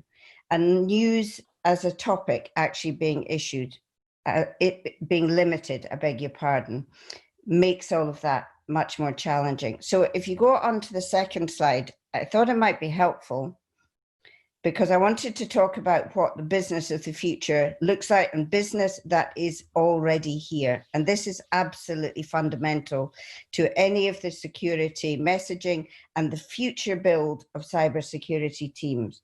So the work that we're doing now with policing is looking at how we can integrate a very formal cyber position by police into much more of commercialization, understanding what entrepreneurs are looking for, understand what commercial business requires. So this is why I put some of these up. And you will be aware of this, but it's actually changing significantly how we all transact and how we transact internationally. So you will be faced and already faced in young business by people who are highly entrepreneurial, who choose how they want to work, when they want to work. So they do not work to normal hours, you will know that. They expect to be, can you put that one back up again? For some reason we've gone on ahead. I'll just keep talking about the traits. Thank you very much. They are highly mobile and you'll know that. So they expect to work absolutely anywhere. Connectivity is their biggest issue. So again, in terms of your own cyber teams, actually how you're relating to that. They are activity very rich. So we see very, very high levels of activity, of productivity coming from young business particularly, but their attention is very low. So often you will get feedback and you'll have seen these acronyms, TLDR. Do you know what? It was too long, I didn't read it. How does that relate to you? And again, onto your own cyber skills and your own communication. So they will embrace technology. And I think that's absolutely vital, because whatever you introduce, they will be waiting and they will embrace. And I think that gives you endless opportunities for trialing of new information. They expect to own their data. They expect to know everything they want to know about their data. So what was the usage? How was it used? What was the quality? And they will interrogate more and more and more, which they're right to do. So speed messaging, I've already mentioned, transactional marketing, everything will be much more pay as you go, downloadable. What else can I do online? Social media throughout, of course, will run this. So I put some of these up because actually, as I've said previously, the risk register, the traditional format for a cyber team, I think needs to change now very significantly. And for far too long, as we know, we've seen too many teams in security as a whole housed in a basement miles away from the key decision making, but never more than now has. Thanks, Mandy. So I want to just focus on a emerging hidden area of influencing for results in a business. And we all know the phrase, when it happens, not if it happens.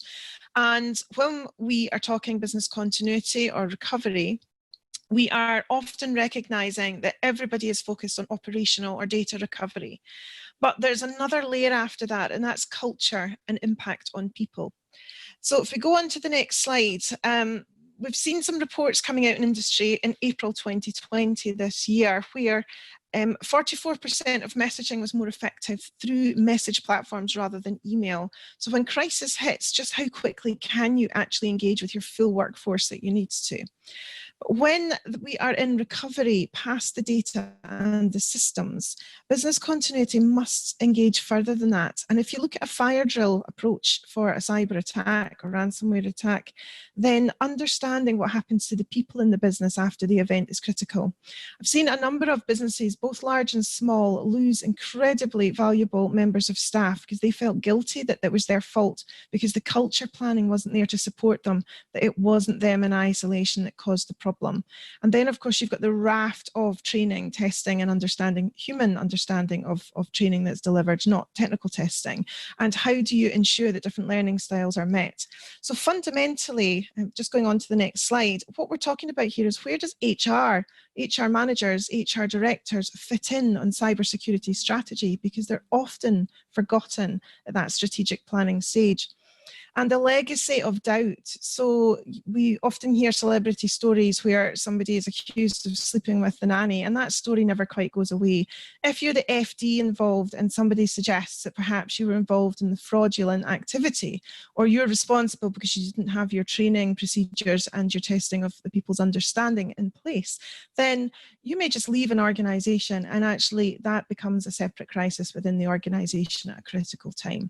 So moving on to the next slide. Thank you. If we focus on ensuring that HR are involved in much, much earlier stages of strategic planning, they can add valuable contribution in how you educate your entire workforce and protect a culture so that after the event, you're also then not losing critical members of your team.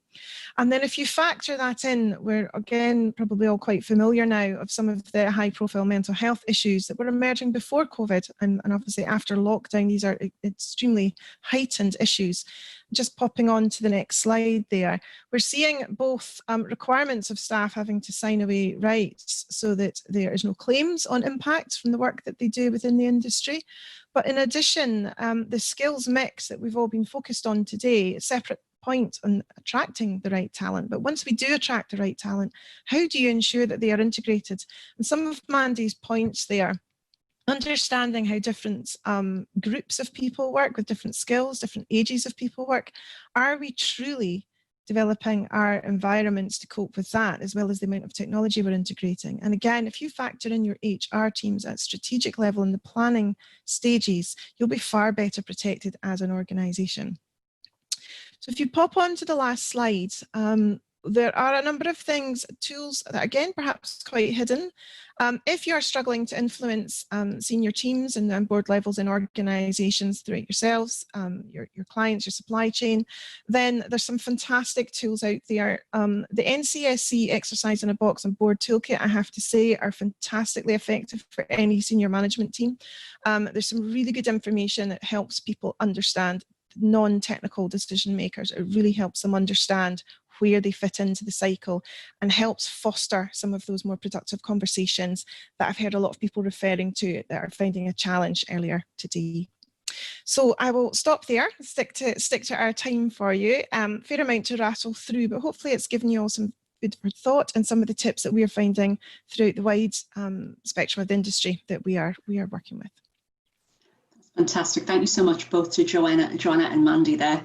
Again, really tight in terms of time frame, but I believe both Joanna and Mandy will be sticking around, and you can again ask them questions in the chat directly, and maybe during some of the breakout activity. We have a networking session later in the day. But in order to keep to time, I'll be rapidly moving on to our next activity. Like I've said, please do reach out to any of the speakers within the chat box. Make the question open to everyone so anyone can respond and we can foster a bit of dialogue, but we'd love to see your questions going to them, so you can ask them the pressing questions or interrogate some of the points they brought up further. Hopefully that will be of interest. We are now moving into interactive session 2. So this is incredibly tight in terms of time frame. Either of these workshops you could spend a week or longer digging into. We want to rapidly move through to find, crucially, what we're trying to get from these sessions are identifying areas of shared interest. So what are the areas in which you might want to have further conversations and potentially collaborations beyond the scope of this event, so you can take these conversations forward and these connections that you're making today.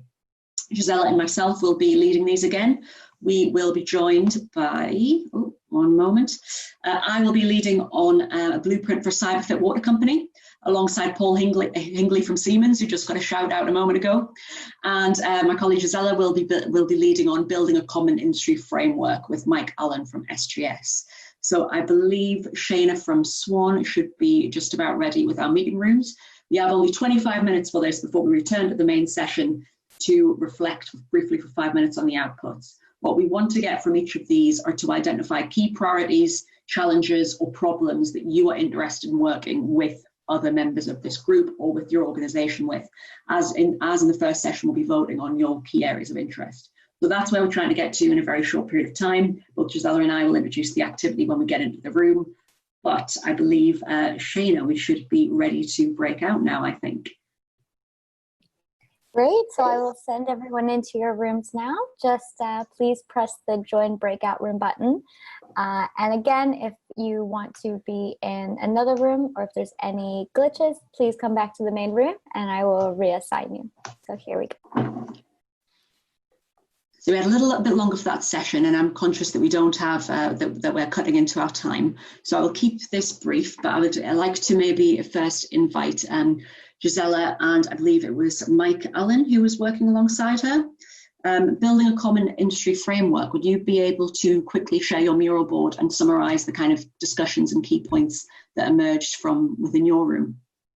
It was a very interesting discussion. Let me share again. So basically, the main point is that we don't need a common industry framework. So we were discussing, a lot of ideas came up as to why. So even though it's recognized the benefits of having a common framework, one common framework for all industries just isn't that appealing, as it was felt that it doesn't really respect the specificities of the different industries.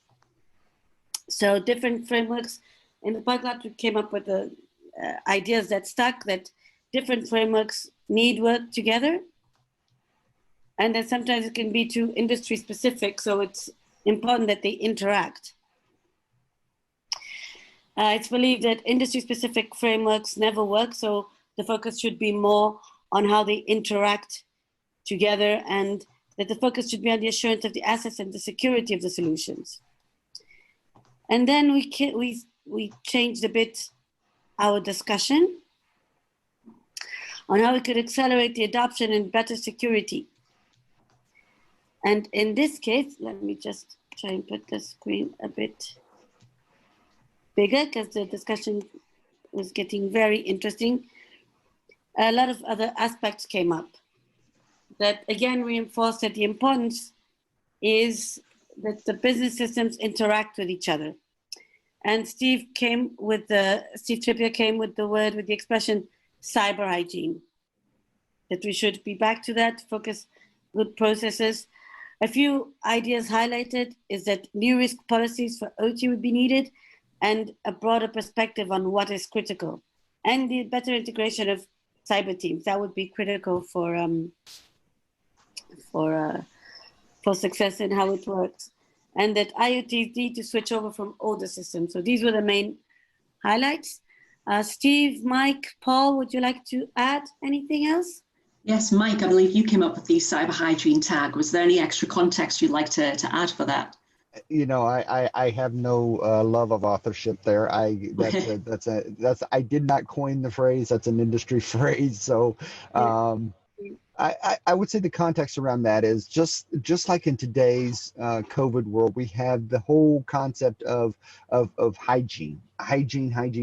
You know, the same practice is true with cyber. It really and truly is. You know, thinking about the basics, thinking about passwords. You know, yes, passwords is an ugly word, but it's something that's a necessity. You know, and boiling down the fact that I think a point was slightly skewed a little bit. What Steve and I were saying is that there are enough frameworks that there is no need for an industry-specific framework. The multiple frameworks out there, you pick a framework, it will more than likely apply to water. The only really specific ones come around the financial space, and that's because of just the nature of the financial space and the just the sheer size of it. Those tend to be more specific, but most of your other common frameworks or other frameworks would work very well within water. There is no need to create a new unique one. So, yeah. I just one point to add on that is I think that actually if you look at the depth of experience and resource within the water sector, I don't think there's the quality or volume of cyber professionals with the right skills to be able to build one, even if we wanted one. There's probably only, you know, how many water companies are there? 20? And most of those have got really small teams. So if you added everybody up together, and my own efforts as part of the cross-sector working group within the water sector, it's very hard to get us all working on the same problem at once because we've all got our own challenges. So I just don't think there's enough volume of people to do it, even if we thought it was a good idea, which I don't. Absolutely. Well, thank you so much for that. We're going to be synthesizing the outcomes of this into something to vote on, to generate further insights here. If you just give me one moment, I'm going to share my screen now and show you the outcomes of our sessions briefly. And I'll invite Paul Hingley from Siemens, who was my co-facilitator in the session, to add a bit of context as well. So what we were looking at is what would a blueprint for cyber fit water company look like? So in an ideal world, what would... No, to be honest, I think it's been a very interesting conversation, and it just shows, you know, given that we've done a number of events in this space, how diverse the thinking is. And I think, you know, from sitting as a small operator, developing bits of hardware and trying to move quickly and agile and create small devices through to being, you know, leadership in a large global security service vendor, or being in a you know, a senior position managing security in water companies. You get very different perspectives on you know, how to make cybersecurity work more effectively. I think it's definitely been an interesting conversation, and what I would like to see obviously is to make sure something tangible and useful comes out of this. And maybe one of the things we can do is look at how we can take the conversation forward on the ICS layers, and maybe create some blueprinting on that. That's a positive thing that other people are interested in talking about. I'm sure there are with the implementation of new standards and regulations, that there is a whole you know, requirement to roll out some of this thinking on how do we educate, how do we make people more aware on what the priorities are and where they need to focus their investment. I think that seems to be a big agenda that's coming out from aspects of the audience as well. Yeah, that's really valid.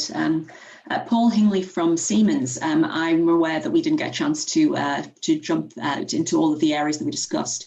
Just before we move on to the next activities, do you want to summarise any kind of key points that you'd noted coming out of our breakout room?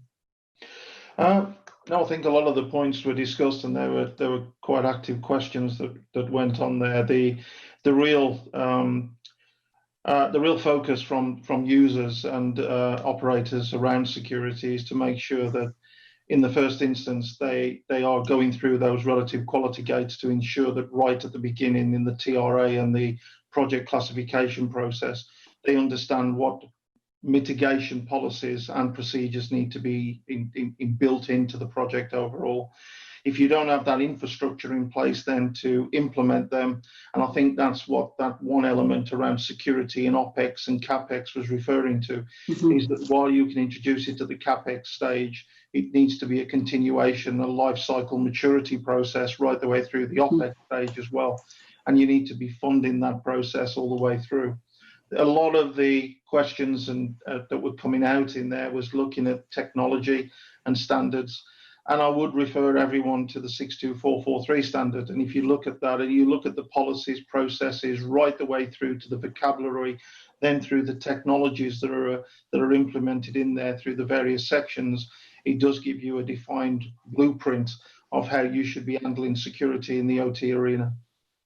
Fantastic. Thank you so much for that, Paul. So we're now going into breakout sessions where you get a chance to discuss points with some of your fellow participants. We'll be assigning these at random, but please do take the time to speak with the participants who are there. Myself and my ad colleagues will be in the main room managing the activities. So please do enjoy your conversations. We're only going to take a quick 10 minutes on this rather than 15 because we're running slightly behind time. But if you do need to take a break, also please do grab a glass of water, and we will be returning to this main room at 6:30 for a brief panel discussion with our industry experts.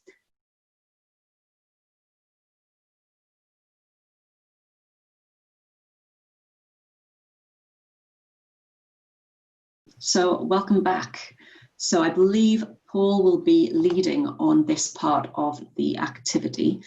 So let me introduce our expert panel for this afternoon. We have John Gita from Jitsuin. We have Bill Aronson from AIRG. We have Mike Allen from SGS. We have Rocky Smith from Siemens, from Cisco, and we have Paul Hingley from Siemens. So what I'll do is I'll pass the mic over to Paul now while I finish tabulating our outcomes from the workshops. And Paul, if you would like to take the mic and maybe take some of the early questions that we've had rolling in from our audience thus far. No problem at all. Obviously, I'm going to try and distribute these questions fairly, and if you don't see your question coming up, please just refresh it in the chat. A bit louder, please, Paul. Sorry, I didn't quite catch that. Sorry. Try and get your mic a bit closer, Paul. Oh, sorry. Okay, apologies. Right, I shall try and distribute these questions fairly. But if you want to answer the question, please just do jump in as a panelist. That's absolutely fine. And then if you've asked a question it's not being asked, then obviously please just refresh it in the chat. So hopefully that's a way of making sure everyone gets a fair crack of the whip, as it were. Right. Okay. So just to start off then, and this really is a continuation of a conversation we just started in one of the breakout rooms. So that's quite convenient. A question is: are there emerging technical risks that have not as yet been overcome by proven cybersecurity systems and tools?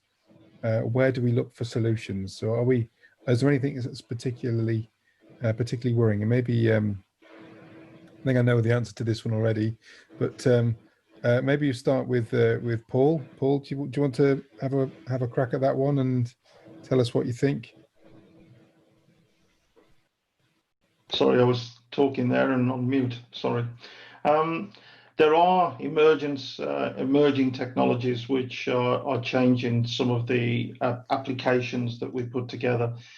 mainly around edge. Edge is becoming more of a consideration now, where the value proposition is actually built onto the platform rather than in the infrastructure, and that's down to time frame for real-time operation as well. And one of the reasons why in our meeting we were raising the question of platform to platform comms, because there will be a lot of analytics done at the edge and then transferred platform to platform into other areas of value. Remote access obviously is one of those areas as well that we're seeing. 5G is an emerging standard, whether it's a network of networks or whether it becomes embedded into lower end technology, and also the emergence of sensors, which are actually not just endpoint sensors using bits of information, but actually become edge devices themselves, where analytics is taking place at the sensor level. That's an area which we do see manufacturers developing products, not really understanding that they're shifting larger chunks of data that need to be addressed with regards to security. So from our perspective, those are the type of things that we're seeing. Well, I mean, that's quite a comprehensive list there. Has anybody else got thoughts on any other particular areas area domains where we think there might be some emergent risks that we don't really have necessarily a full understanding of or solutions for at the moment? Well, the thing for me again, which is really important, is the collaborative and third-party angle to things. I think we mention it a lot. We never really address it terribly well, because if you're looking at adopting smart technology, the way that actually works is that you need to have insights and you need to have data that's actionable. And the data economy works just the same as any other. If you are going to find companies, organizations, vendors, whoever, who are better at generating the kind of data you need than you are. So you have to import it and you have to share it. And that's the way that we grow and we make the whole world a better place. But every time you do that, of course, you are opening yourself up to not just your own problems of policies and risks and technology choices, but also theirs. And so we do have some pointers towards solving those problems. So the NIST CSF, the cybersecurity framework, was mentioned earlier. We've actually in Jitsuin, we've done a decent analysis white paper on how third-party risk plays into that, and actually about a third of the hard requirements have some dependency on you checking and validating your supply chain's practices in order to be compliant with CSF. So that's a place where I think we need to focus. It's more on policy and characterization, because in the technology you don't have any choice over what technology somebody else bought. It's much more just about embracing that and having visibility in your operations. Excellent. Anybody else? Any other thoughts? Okay, well, I mean, I've a great response to that question. Next question I've got here is, in the US, the water sector reported the 4th largest number of incidents resulting in DHS. What technical areas of investment are we seeing the most focus on in terms of cybersecurity as a result? So what areas are we seeing investment in terms of cybersecurity and water?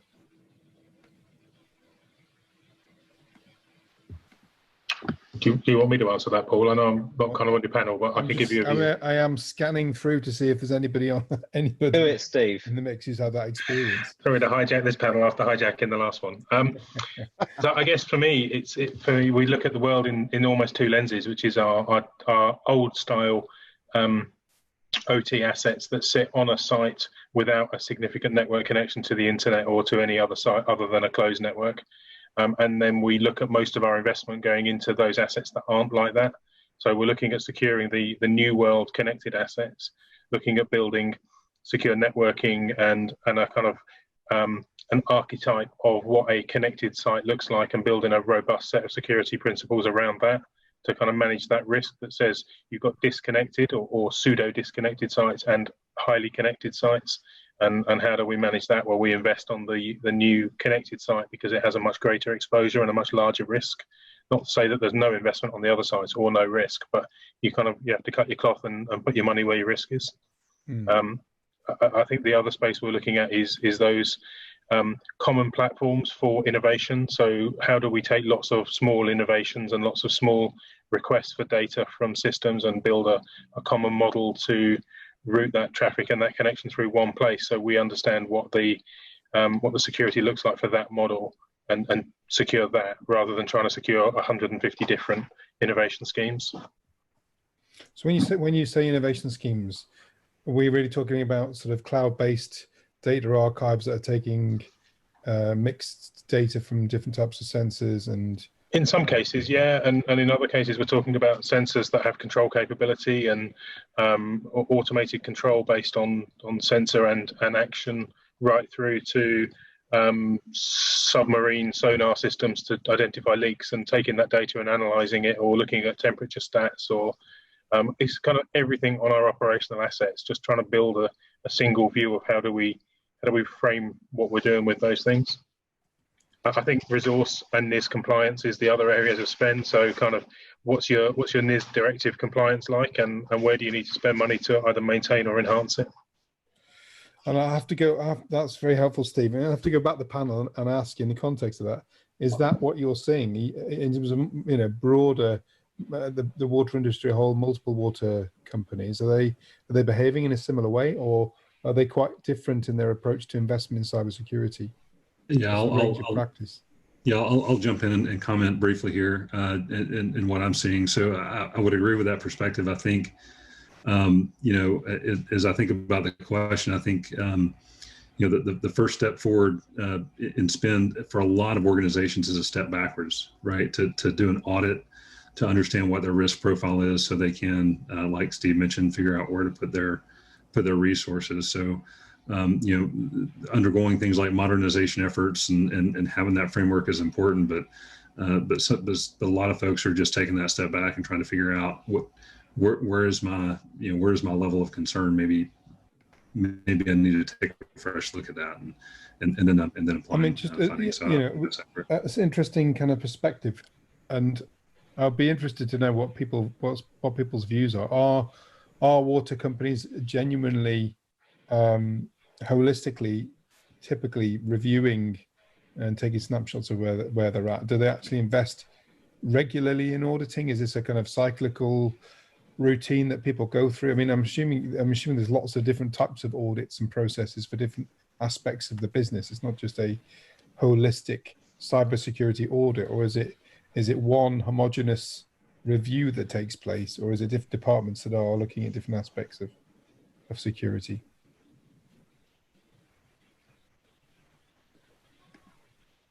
Don't know if anyone could pick that one up. Well,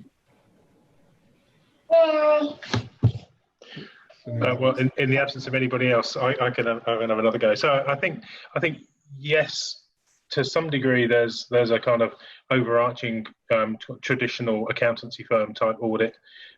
There's also spot audits or assessments of individual solutions. So through the project life cycle of understanding, looking at your ongoing risk management, but also looking at change.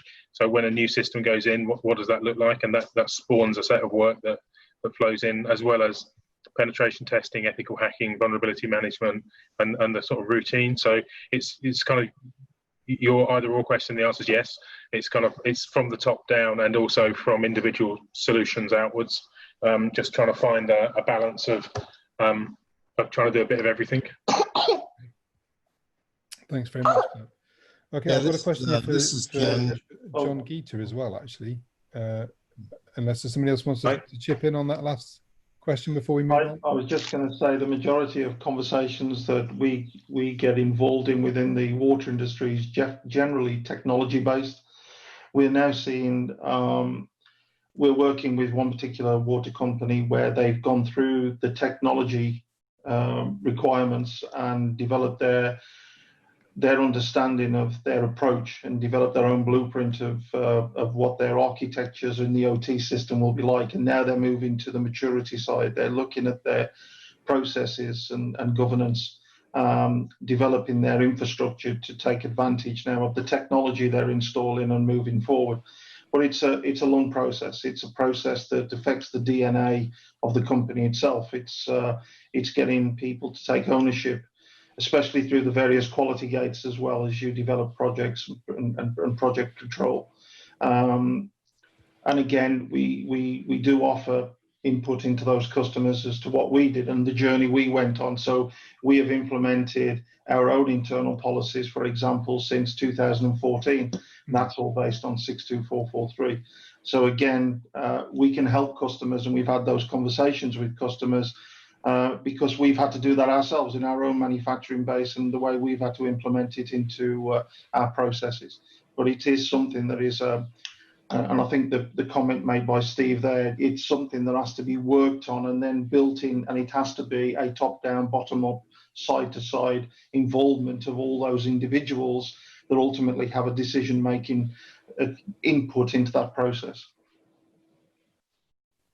Fair enough. Yeah, absolutely. And it's are you talking about 6 months or a year or 2 years? I mean, are we talking about, you know, what the scale of investment are we talking about in terms of time?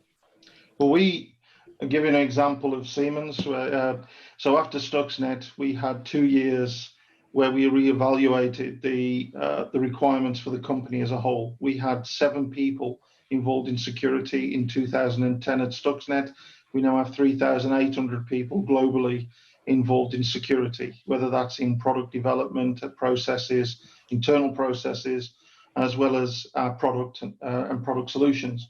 So whenever we do a project at any level, even if it's a few £1,000s, there is a TRA done right at the beginning to look at any mitigation policies that have to be done.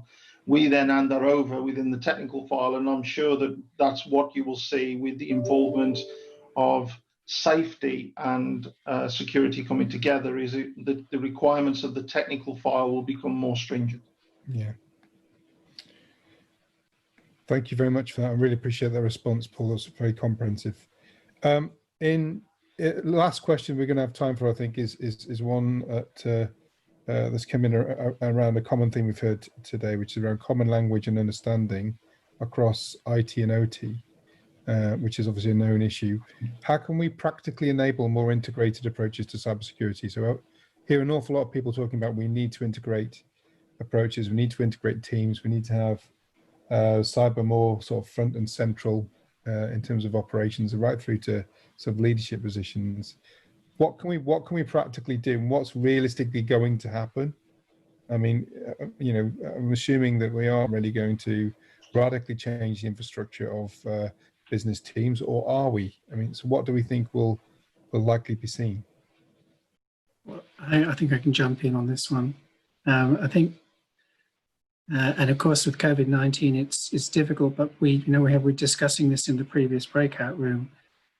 We need to have IT and OT in the same room, working collaboratively together, because if you don't have that, then a lot of miscommunication can happen. And we know that, you know, for OT, the requirements and the needs are totally different to IT, and the culture is different. The way you measure success is different. So putting people in the same room physically or virtually, as we're doing right now, I think is vital. And then the second thing is, I think it's very important that those teams of people are actually reporting straight into C-suite, so that this is promoted up and treated as an incredibly important aspect of how the business is run, and where there are some changes which need to happen, that they can be reported directly into the C-suite so that they get dealt with very quickly. Very good. Any other thoughts on that? So something that I'm working on. I think one of the breakouts you'll know this already, but I'm not only a CTO of a company, I'm also the chair of the Security and Trust Working Group at the Digital Twin Consortium, and co-chair on the technology working group there as well. And what we're desperately trying to do very quickly, and it's about 110 prominent members now, so a lot of companies who are working on the underlying technology, we're very strongly working on having a common model, common themes and common terms for what each piece of a connected infrastructure or digital infrastructure is, so that we can get rapidly towards interoperable platforms, which has come up as a theme. Because although that sounds like a very technical job, I think that's the only way we can start to address the big theme of today, which is about staff shortages. Because I can't help thinking that while absolutely, a lot of what people in cyber teams do comes down to hard technical skill. A lot of their time is also taken up simply by dealing with different systems that they've learned, and that's not the same thing. Simply knowing the idiosyncrasies of two different platforms through sheer experience isn't a good deployment of those people's brains. And so what we're really trying to do with DTC, and I would urge anybody who's interested to join, because it's a cool group as well, is to make sure we get that description and that terminology right first, so that you can then have the conversation with the C-suite and then shape and size your teams appropriately, so that they're not wasting time on dog work. They're doing the right stuff. Very good. I just come in there again. I keep referring back to the IEC standard. If you look at 62443 1-1, all the terminology is in there, all of the vocabulary is in there. That's what we should be doing. That's how no divergence from that either. It's all also built on the IIC work. It's the same stuff. That's what should be in there, and therefore then globally we're working on the same explain and what we put together. As for competency levels, just touching on that bit, if I take a graduate that's got is graduated in security, it still takes me 2 to 3 years to have them in any form being competent. And we've got proof of that. It's taking them and then introducing them. It's better to work with, from our perspective, it's better to work with the traditionally qualified engineers around electrical and mechanical engineering even, and then training them on on security, especially IT and integration of IT. That's been our findings, and we find then we get a really good qualified engineer at the end of it. Excellent. Anybody else got anything to contribute before we wrap this part of the session up? I think both of those last comments from Bill and Paul were absolutely bang on. So, and from John as well. So what you really got is you need top-down management support with the CISO in the C-suite or reporting close to it, and you need a technical consistency from the bottom up. And I think if you have those two things together with a pipeline of new talent, then particularly that comes from your own business, you're really well set. What proportion of water companies do you come across that have CISOs that are aligned like that? I think the 5 biggest water companies are definitely aligned like that. So Thames, Severn Trent, Yorkshire, us. I think that we are well on the way to that. I think the one sort of nuance is where in the C-suite do they report, and is it kind of within IT or separate? Which I think most of the water sector, us included, report to the CIO. But with IT/OT convergence, that's not always the best place, but at least it's somewhere. So so just for absolute clarity, where would it ideally be? I mean, is there a different sort of point of C-level connectivity that would make more sense? So for me, ideally it would report to the CEO, but not necessarily be on the main board of the company. Failing that, probably I guess the traditional place would be the CFO, or if you had a CRO, then one of those. But I'm not sure that in the water sector the CFOs are mature enough to handle that additional complexity. Yeah, we typically see it as the CIO function in the water industry in the United States, and that tends to work pretty effectively, especially when the CIO has both IT and OT under him. Then you really have a nice consolidated organization. Yeah, see, I have to say I don't really like that model, because I think too many of the things that you uncover as the CISO are caused by the CIO's investment decisions, and there's quite often a tension between being able to dob in your boss to his boss. This is innate conflict of interest in the reporting structure. Interesting stuff. Right. Well, on that contentious note, I think we need to wrap this part of the session up. I'll hand back over to Sarah.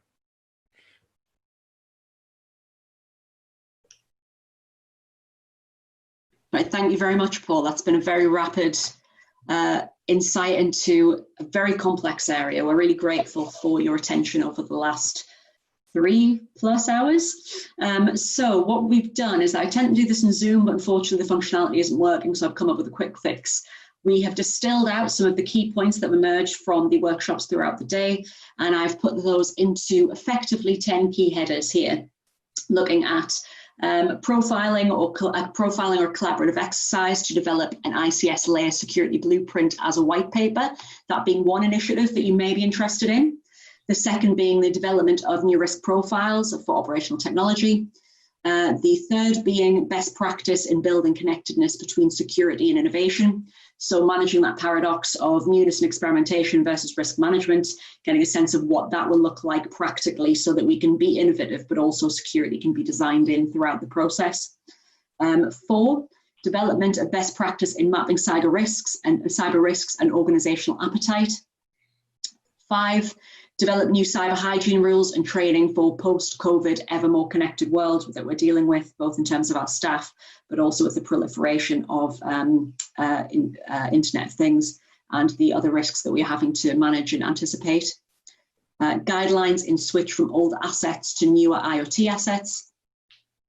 7, best practice and baselining initiative for security officer and teams to ensure that skills, operations, and business requirements and closeness to C-suite are effectively in place. So what might that look like? How might that team be connected? As we were discussing, what does the management need to look like in order for this to be effectively delivered and put center of the business? Number 8, best practice in building connected IT and OT teams post-COVID. So for example, they might not be in the same room literally, but how can they potentially be in the same group, have the same KPIs, they have the same business objectives and are clear on what it is they're trying to achieve as one unified team.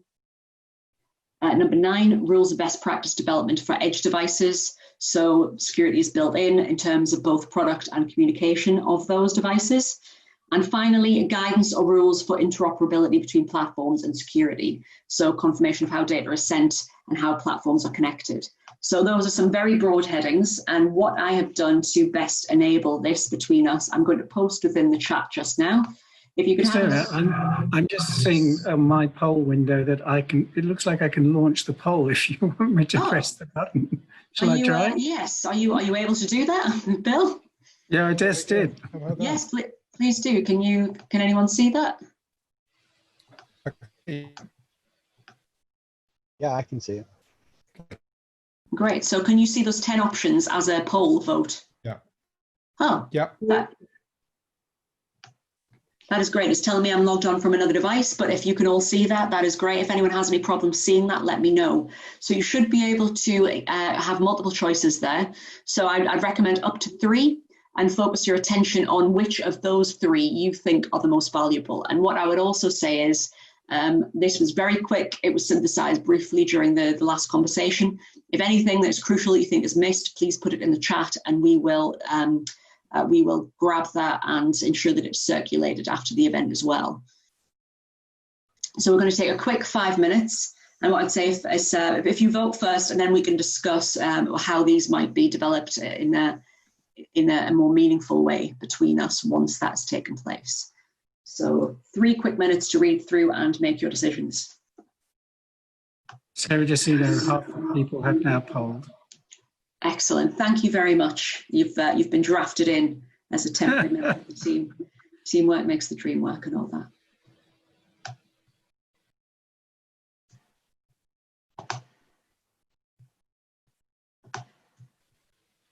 The joys of modern technology.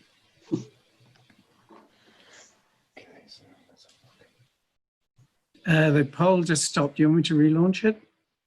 Yes, if you relaunch it, I don't know if we will lose our answers. Oh, sorry, that was probably a mistake. Everyone's going to have to vote again. Okay, so if you launch it again and everyone votes quickly, that should take just a moment since we've decided what it is we want. If we have any issues, what I will do is also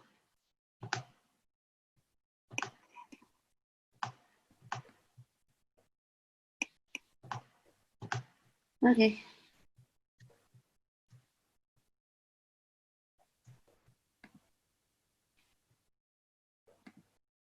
Okay. So while that's happening, should I just run through some words as Amir here as well? Is Amir or Ken? I believe Ken is standing in for Amir during the event. I'm just going to control screen it. I should be sharing the results now. Ah, excellent. Can everyone see that on their screen? If not, I can share it on a slide. It's not a problem. That would be great, please, Paul. I'm struggling to see myself. I'm just gonna... Now it showed up saying share results. Okay, so I'm just... I wasn't quick enough to get my second 2 votes in. Oh, go on. I'll wait for you, Steve. We'll wait for you. We're very patient. It's gone. I can't see it. I can't see the results, so maybe I've missed my vote. Oh dear. Hang on 1 second. I'm just making it look a bit neat and tidy, and I'll put it straight back up. He said optimistically. Right. Okay. So I'm just gonna go back out here. Perhaps I need to share my screen, Sarah. There we go. Can everyone see that? Is that shared? I think that's shared, isn't it? Ah, so in the mural, you meant? No, the actual poll was in Zoom. Yeah, I'm seeing cybersecurity risk areas being shared. Do you want me to share my screen? Yes, that'd be great, please. I'll Bill. stop my share then.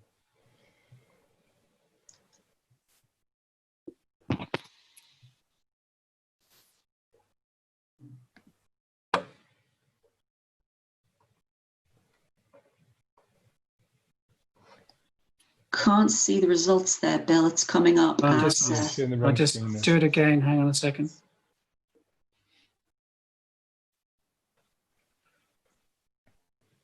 I don't know how I've lost control of this.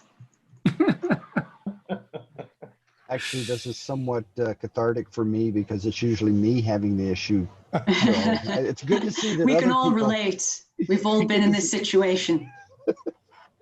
Bit surreal, isn't it, that we've securely lost control of the meeting amongst ourselves. Luckily, it's to one of the panelists. It's not a problem. Security never had We're control. seeing your desktop now, Bill. You should be seeing my screen. No. Because the Zoom functionality, it won't share. Does everyone have the option at the bottom of the screen between participants and chat that says polls? And if you click on that, it should. There we go. No. I can see it now. So the winners, there we have. Excellent. So top votes, 40%, it looks like, voting for best practice in building connectedness between security and innovation, managing that paradox of newness and experimentation versus risk management. Also tying with develop new cyber hygiene rules and training for post-COVID, ever more connected world. And guidance or rules for interoperability between platforms and security. How is data sent? How are platforms connected? So those seem to be the winners there, but interestingly, there's a good spread across those answers. There seems to be, a diversity of interest, which is unsurprising given the complexity of the challenge that we have and how many different moving parts we have to tackle. Were there any, just asking them, what we'll do is we will share these more broadly. We'll capture some of the conversations to add more context to these. But were there any areas there that maybe were either discussed or have been glossed over that you'd like to capture? If anyone has any thoughts, please do unmute yourself and put your 2 pence in.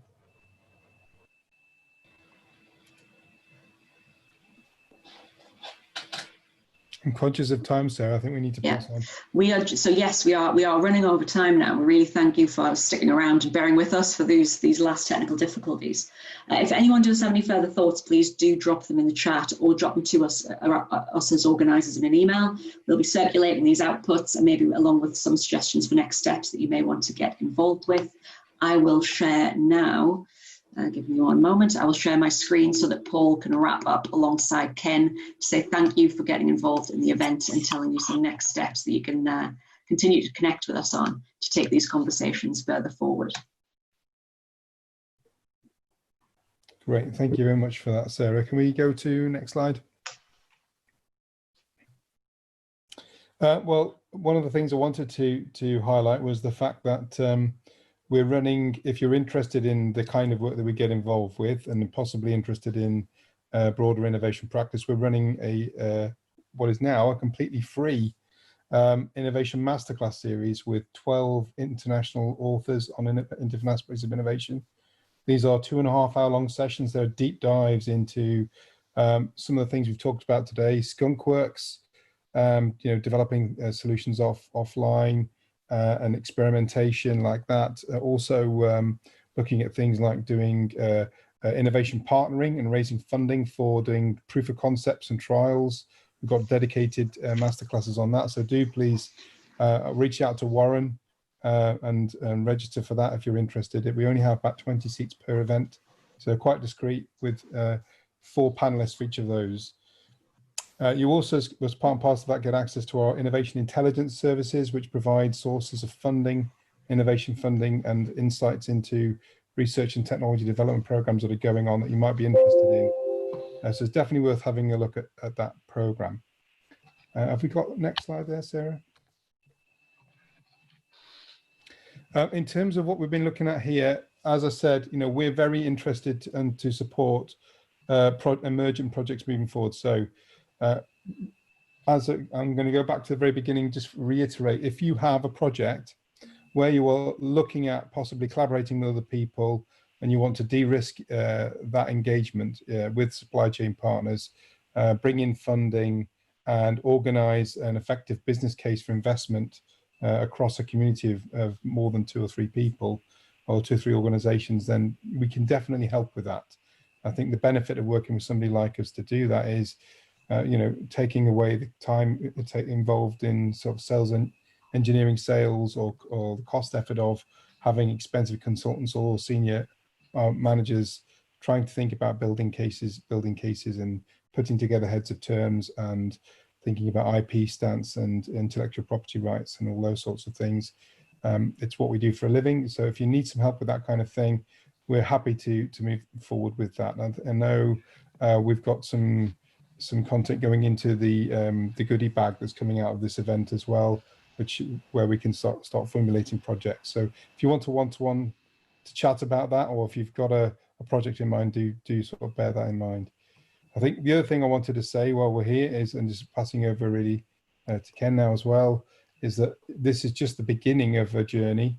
There's 3 days of a fantastic event coming up, which you really, if you've got time, please do attend. It's got, I think over 60 utilities attending over 3 days, covering a wide range of smart network topics, and it's going to be a fantastic agenda. Ken, do you want to pick up on that? Sure, Paul, thank you. I just want to thank you, all the participants and the presenters and ADD Plus for a great workshop. I think there's been a lot of great discussion. What we realized today is that whether you're in the Americas, Europe, or APAC, we all experience the same challenges with cybersecurity.